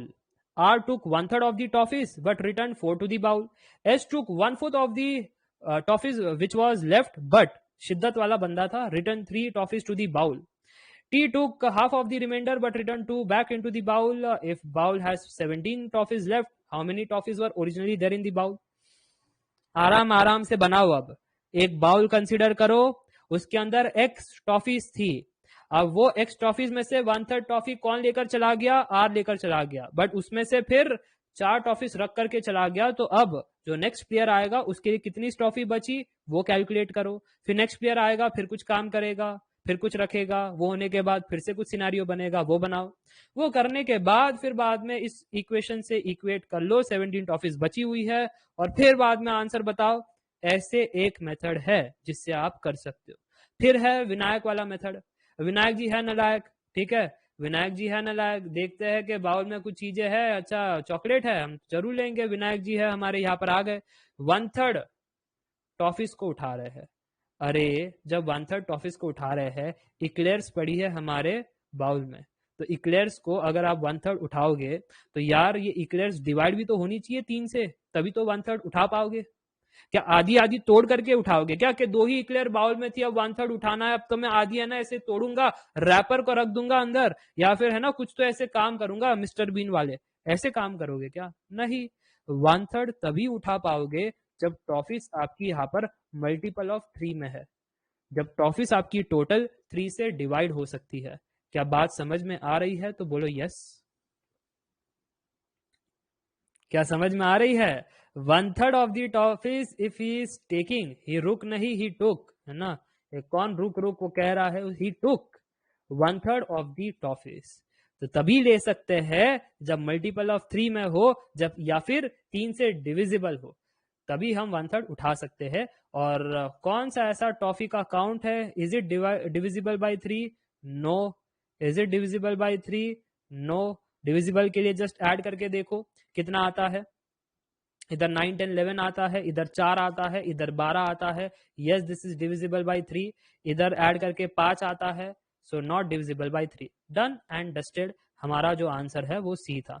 मजा आया तो बोलो यस। हर बार आपको रेशियो प्रपोर्शन में जाने की जरूरत नहीं है। थोड़ा सा अगर कॉमन सेंस लगा दो, थोड़ा सा प्रैक्टिकल सिनारियो बना करके देख दो, थोड़ा सा पूछो कि अगर बाउल में यार अगर 10 टॉफी है तो मैं 1/3 कैसे उठाऊंगा? क्या झूठी टॉफी रखूंगा, खा जाऊंगा आधा और फिर बाद में ये देखो 1/3 मैंने उठा ली, रैपर उठा करके कहूंगा ये देखो इतना सा? नहीं। क्वेश्चन को छुआ भी नहीं। हाँ, हमने छुआ नहीं, हमने जस्ट यहाँ पर ये बाउल बनाया, ने एनालाइज कर लिया। ठीक है। चलो, तो ये गेट के प्रश्न है टेलीकॉम 2011। घबराना नहीं है आपको, डरते रहते हो अरे गेट का प्रश्न है सर क्या करे, गेट का प्रश्न है क्या करे। देखो सोनी जी पूरा बना रही थी, इसलिए सोनी जी हमने कहा don't be that Soni, just solve the question फटाफट। अगला सवाल आपकी स्क्रीन के सामने देख पा रहे हो, यहां पर तीन तीन चीजों को इक्वेट किया गया है। log p is equal to half log q that is equal to 1/3 log r, then which of the following option is true? तो यहां पर कोई कह रहा है Bombay. Bombay, are you sure Bombay? And if you are sure Bombay then how? Sir अगर ध्यान से देखे तो अगर log p is equal to half log q है तो हम कह सकते हैं ना log q का power half, and 1/3 log r है तो ये r के पावर में 1/3 को चढ़ा सकते हैं। अब सर क्योंकि ये इक्वेशन है तो हम इसको एक और इक्वेट कर देते हैं कांस्टेंट से, लेट अस से k। I can do that, yes और नो? प्रोपोर्शन को एक और से इक्वेट कर दो ना। अगर कोई कहता है a by B is equal to C by D, आप कह दो that is equal to some constant K, कर सकते हो, कोई दिक्कत वाली बात नहीं है इसमें। ठीक है, क्योंकि इनका कुछ तो कांस्टेंट वैल्यू आ रहा है जो इसके बराबर है। अब वही तो कांस्टेंट वैल्यू यहां पर रख दिया मैंने। ओ, if that is the case, can I say now that log p is equal to k? And if that is the case, log p अगर k के बराबर है तो क्या मैं कह सकता हूं कि यहां पर सर log का बेस नहीं दिया है, ये LOG कह रहे हैं। जनरली ln होता है तो बेस e होता है, LOG कहते हैं तो बेस 10 होता है। और अगर LOG में भी अगर वो स्पेसिफिक e कहते हैं तब हम बात समझ सकते हैं कि हाँ सर e कहा है तो हमको सर फिर वो e से ही रेस करना पड़ेगा, तब जा करके वो आपस में चीजें कैंसिल होगी, है ना। बट यहाँ पर हमको क्या यूज करना पड़ेगा? 10 की बेस यूज करनी पड़ेगी। Getting the idea? क्योंकि यहाँ पर क्या दिया गया है, यहाँ पर ln नहीं दिया गया है, यहाँ पर LOG दिया गया है, और LOG में बेस e लिखा भी नहीं गया है। इसका मतलब बेस 10 है, बेस 10 है। ये आपका कंसेप्ट क्लियर होना चाहिए लॉग के प्रति, दैट बेस 10 होता है अगर कुछ नहीं दिया है। Got it? If got it, तो दोनों ही साइड 10 से रेस करो। सो 10 से रेस करोगे तो 10 का पावर log p का बेस 10, आंसर बनता है लेफ्ट हैंड साइड में p, राइट हैंड साइड में 10 का पावर k। ये बेसिक्स ऑफ लॉग है। If that is the case, तो सर आप log q का पावर हाफ को k से इक्वेट कर सकते थे। log q का पावर हाफ को अगर मैंने k से इक्वेट किया, अगेन 10 से रेस करो on both the side, so 10 का पावर log q का power half is nothing but q का power half, that is equal to, right hand side में 10 से रेस किया ना, सो 10 का पावर k। ओके, लास्ट हमारा है log r का power 1/3 that is equal to k। तो यहां से भी कह सकते हैं r का power 1/3 that is equal to 10 का पावर k। क्या यहां तक सबको समझ में आ गया? तो एक बार कमेंट करके बता देना यस। कोई कह रहा है सर 10 का पावर एक बार रिपीट कर दो। हाँ, कर देता हूं। जो बच्चे ये नहीं समझ पा रहे हैं कि यहां से यहां तक कैसे आ गए, उनके लिए बेसिक ये है, जब 10 का पावर आप कहते हो log q का पावर हाफ, तो ये log के बेस में 10 है, इस वजह से ये आपस में कैंसल होते हैं और ये आंसर निकल आ जाता है q का पावर हाफ, जो मैंने यहां पर लिखा है। ठीक है, जो आप कैलकुलस के लिमिट्स में भी पढ़ते थे, जब आप देखते थे that ln is equal to 0, फिर आप क्या करते थे? एक्सपोनेंशियल से रेस करो on both the side. So e का पावर ln, वो e वो 1 ही होता है। ठीक है, यहाँ पर ln a था शायद, तो यहाँ पर a होता है, राइट हैंड साइड में e का पावर 0 1 होता है, जैसे आप करते थे इन कैलकुलस। क्यों? क्योंकि हमारे पास ln था, बट यहाँ पर ln नहीं है, हमारे पास क्या है? LOG, और जब LOG होता है तो बेस 10 होता है। ठीक है। कोई कह रहा है 10k कैसे हुआ? अरे राइट हैंड साइड में k था ना, जब log p is equal to k है, 10 से रेस करोगे तो लेफ्ट हैंड साइड का तो क्लियर हो गया, p कैसे हो गया, तो राइट हैंड साइड भी तो 10 का पावर k होगा ना। 10 इंटू के कौन कह रहा है आपको? 10 का पावर k है। क्लियर? कोई डाउट नहीं? अब ये रहने दो यहां पर बेसिक्स, कोई डाउट नहीं, कोई समस्या नहीं, कोई दुविधा नहीं। अब अगर कोई समस्या नहीं, कोई दुविधा नहीं, तो नोट कीजिएगा कि यहां पर अगर स्क्वायर करोगे ऑन बोथ दी साइड तो क्यू हो जाएगा 10 का पावर 2k। यहां पर क्यूब करोगे on both the side, so r is equal to 10 का पावर 3k हो जाएगा। अब अगर आपसे कोई ये पूछे कौन सा रिलेशनशिप मैच कर रहा है, तो आप तो सिंपली कहोगे ना दैट p इंटू क्यू कर लो। p इंटू क्यू करोगे तो 10k इंटू 10 का पावर 2k मल्टीप्लाई हो जाएगा, तो 10 का पावर 3k r से मैच हो जाएगा। क्या सबको ये बात समझ में आई कि जब मैं p इंटू क्यू कर रहा हूं that is equal to r के बराबर आ रहा है? यस और no? But sir p into Q r के बराबर यहां पर दिया नहीं है। यहां पर ना सर a में है, b में है, c में है, d में। आप क्या करें सर जी? आपको p into Q is r के बराबर तो सर मैच नहीं कर रहा है। So what to do now? As per the question हमको जाना पड़ेगा। p स्क्वायर अगर कर ले तो 10 का पावर 2k होता है। अब 10 का पावर 2k किससे मैच करवा? इधर से तो मैच नहीं हो रहा है, ऑप्शन ए तो गलत है, इधर से तो पता चल गया। अच्छा क्यू स्क्वायर अगर कर दे, क्यू स्क्वायर अगर कर दे तो 10 का पावर 4k हो जाएगा। हाँ तो वो p इंटू आर करने पर मैच हो रहा है, दोनों को मल्टीप्लाई करने पर। हाँ सर मैच हो रहा है। 10k इंटू 10 का पावर 3k, 10 का पावर 4k हो गया match. Option B is the right answer. बात समझ में आई तो बोलो यस। तो बेसिक यहां पर प्रोपोर्शनैलिटी में कैसे कांस्टेंट से इक्वेट करना है, चीजों को सुलझाना है, इस कंसेप्ट पर ये क्वेश्चन बेस्ड था। तो नेक्स्ट टाइम से याद रखना कि अगर आपको p की एक्चुअल वैल्यू नहीं पता, q की एक्चुअल वैल्यू नहीं पता, r की एक्चुअल वैल्यू नहीं पता, और अगर बीच में ऐसे इस प्रकार से प्रोपोर्शन दिया है तो जस्ट इक्वेट करो k से और बातें बनाना स्टार्ट करो कि log p इज k तो p की वैल्यू आ गई, log q का पावर हाफ इज k तो q की वैल्यू आ गई, so on and so fourth. ठीक है। कोई कह रहा है इस क्वेश्चन में बेस मैटर नहीं करता है। बिल्कुल बेस मैटर नहीं करता है। ठीक है, बेस मैटर नहीं करता है। कोई कह रहा है प्रीवियस क्वेश्चन में सेकंड आंसर डिविजिबल बाय 3, तब क्या होता? तब फिर आपको स्टैंडर्ड मेथड से सॉल्व करना पड़ता कि आपको वो एक्स वेरिएबल अज्यूम करना है, जैसे एक अल्जीब्रिक क्वेश्चन को सॉल्व करते हो त्रिजीत जी, वैसे आपको सॉल्व करना पड़ता। ठीक है, चलो आगे बढ़े। अब नेक्स्ट प्रश्न को निपटाते हैं। Next question in front of your screen. Telecom 2012. Raju has 14 currency notes in his pocket consisting of only rupees 20 notes and rupees 10 notes. The total money value of the note is rupees 230. The number of rupees 10 notes that Raju has is. क्या लगता है क्या होगा इसका answer? Somaiya ji कहती है A. What about others? C. Okay, Tarkeshwar कहते हैं सी। कोई कहता है 9। Okay, the right answer is option A. कैसे सॉल्व किया सर जी? ये सॉल्व करना बड़ा आसान था। देखो यहां पर दो चीजें हैं, 20 रुपए की नोट, 10 रुपए की नोट, और कितनी नोट है वो हमको मालूम नहीं। सो स्टेप नंबर 1, मुझे वैल्यू पता है कि value of the note is what. एक तो है 20 रुपए की नोट और दूसरी है 10 रुपए की note, but number of notes I do not know. So let us से 20 रुपए की एक्स नोट्स थी, 10 रुपए की वाई नोट्स थी। And if that is the case, what I will do? Now I will say there are 14 currency notes. 14 currency notes. दोनों को add कर दे तो 14 होना चाहिए। Yes, x plus y is equal to 14. अच्छा और क्या है? Total money value of the note is 230. अच्छा, यानी 20 रुपए की नोट अगर x है, सो 20 इंटू एक्स, प्लस 10 रुपए की नोट अगर y है, सो 10 इंटू वाई। सारे नोट्स की कीमत ऐड कर दे तो कितनी आ रही है? 230 आ रही है। So can you solve the simultaneous equation now and get the value of not x but why, क्योंकि 10 रुपए की कितनी नोट है वो पूछ रहे थे।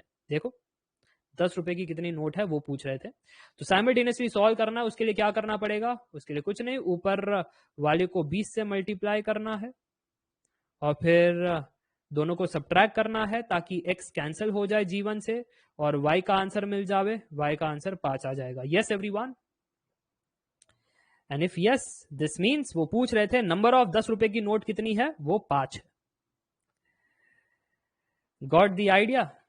सिंपल था या नहीं? 2 स्टेप में आपका बनता है, 2 स्टेप में, बहुत ही सिंपल है, 2 स्टेप में बनता है। तो क्या पूछा गया है पहले उसको एनालाइज करो और रियल लाइफ से जोड़ो कि रियल लाइफ में हाँ नोट की कीमत क्या है और कितनी नोट है, बस 2 ही तो बातें हैं। उससे फिर बाद में आगे बातें बनाओ। 14 करेंसी है, तो अच्छा x प्लस वाई 14 है, और फिर कीमत कितनी है 230, जेब में इतने पैसे 230 रुपए।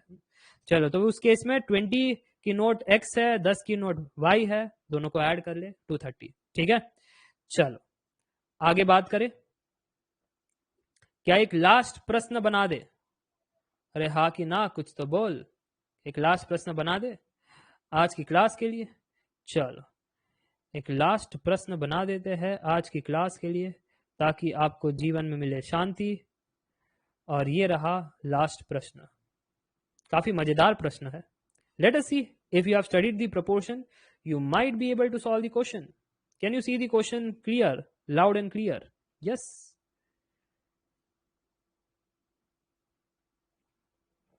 ये ESE का सवाल है, ये होमवर्क नहीं है। कोई कह रहा है सर कब 11 बज गए पता ही नहीं चला। हाँ ऐसे ही होता है हमारी क्लास में, फिर बच्चे कहते हैं एक्सटेंड करो एक्सटेंड करो। तो 11 बज चुके हैं, इसलिए लास्ट प्रश्न कहा मैंने। बताओ बताओ कैसे सॉल्व करोगे और आंसर क्या है? ESE आई गेस 2020 और 2019 क्वेश्चन।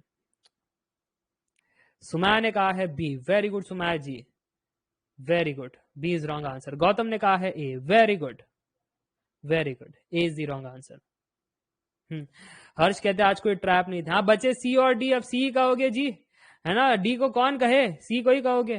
बिल्कुल सही है, सी सही है, बट कैसे, ये तो बताया नहीं आपने।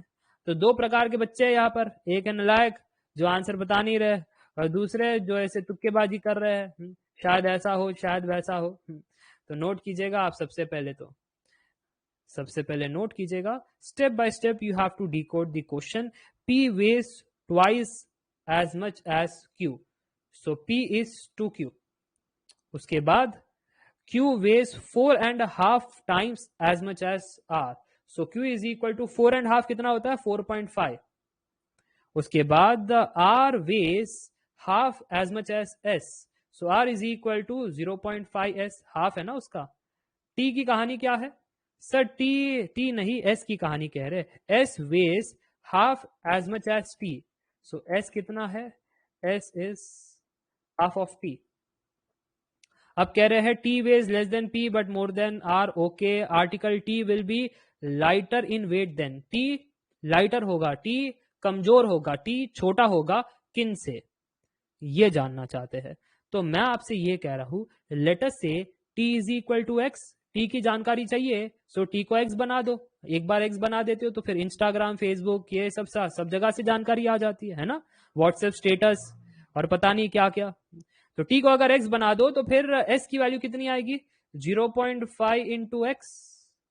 ओके, R की वैल्यू कितनी आएगी सर? S की वैल्यू 0.5x है, सो 0.5 इंटू 0.5x कितना होगा? अरे बताओ कितना होगा R का वैल्यू? 0.25x।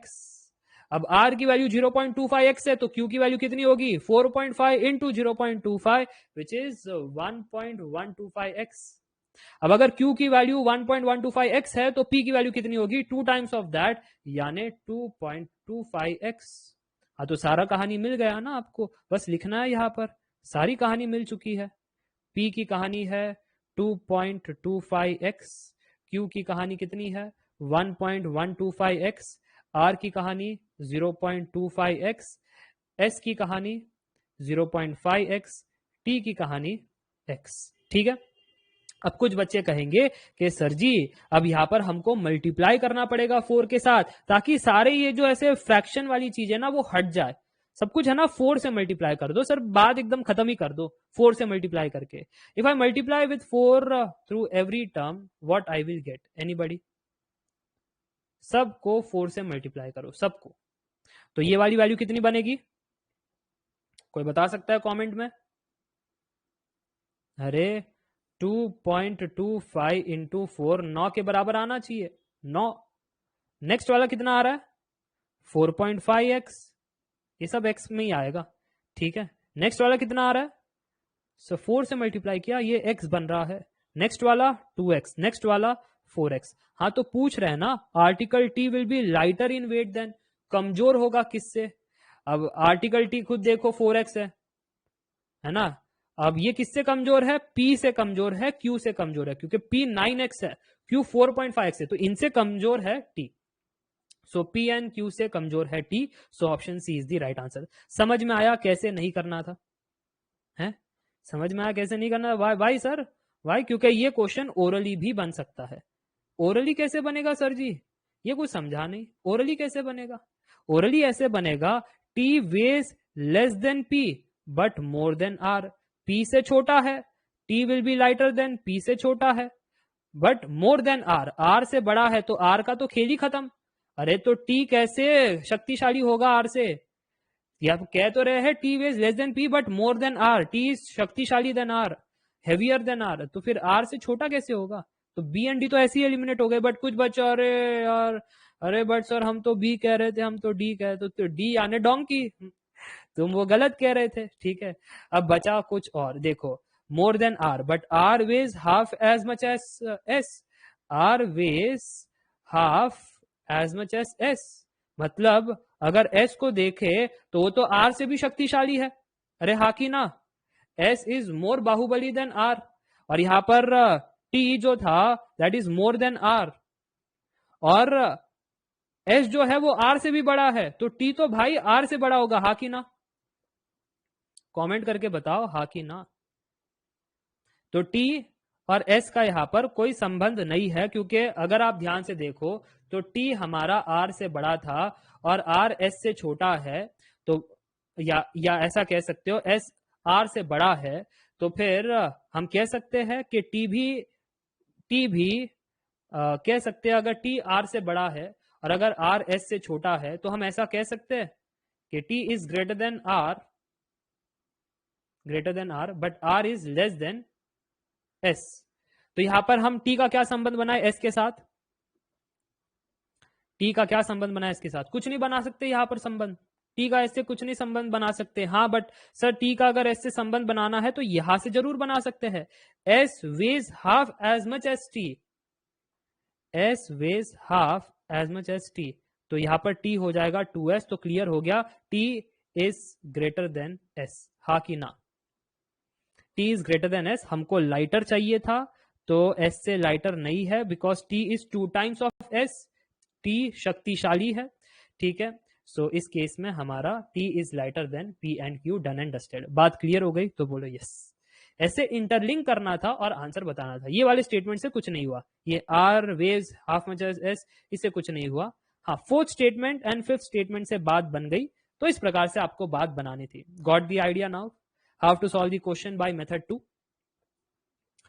तो आज की क्लास में, हाँ, ये तो एनालॉजी का क्वेश्चन था, बट हमने प्रपोर्शन से सॉल्व किया, जैसे आप यहाँ पर देख सकते हो, एक को x माना और फिर बाद में दूसरे को ये चीज, और फिर p is to q is to r is to s to t का वो फॉर्मूला यूज करने वाले थे, तो वैसे फॉर्मूला यूज किया और फिर आंसर बता दिया, ठीक है।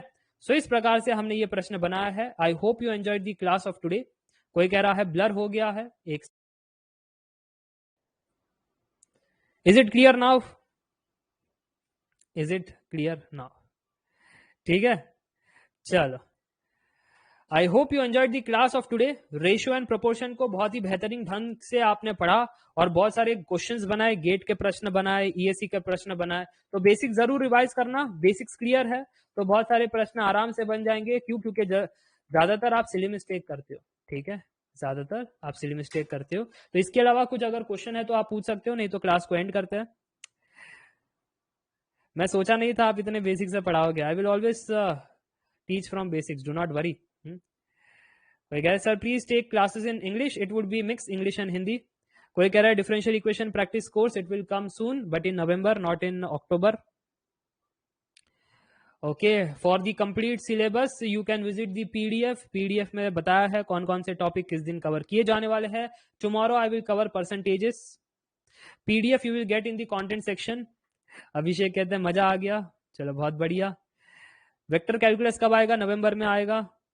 रेशियो प्रोपोर्शन खत्म. यस, टाइम का पता नहीं चलता. That's true. क्या प्रैक्टिस कोर्स आएगा प्रोबेबिलिटी का?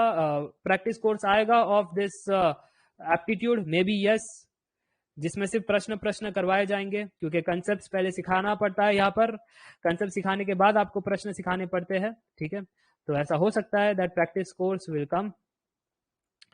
कोई कह रहा है यहाँ पर सर, हाँ, तो आप रिपीटेड इसको देख सकते हो. 24 आवर्स के अंदर आपको मिल जाती है रिकॉर्डिंग्स, तो आप वापस से एक बार कर सकते हो. कोई दिक्कत वाली बात नहीं है. स्पीड को भी एडजस्ट कर सकते हो.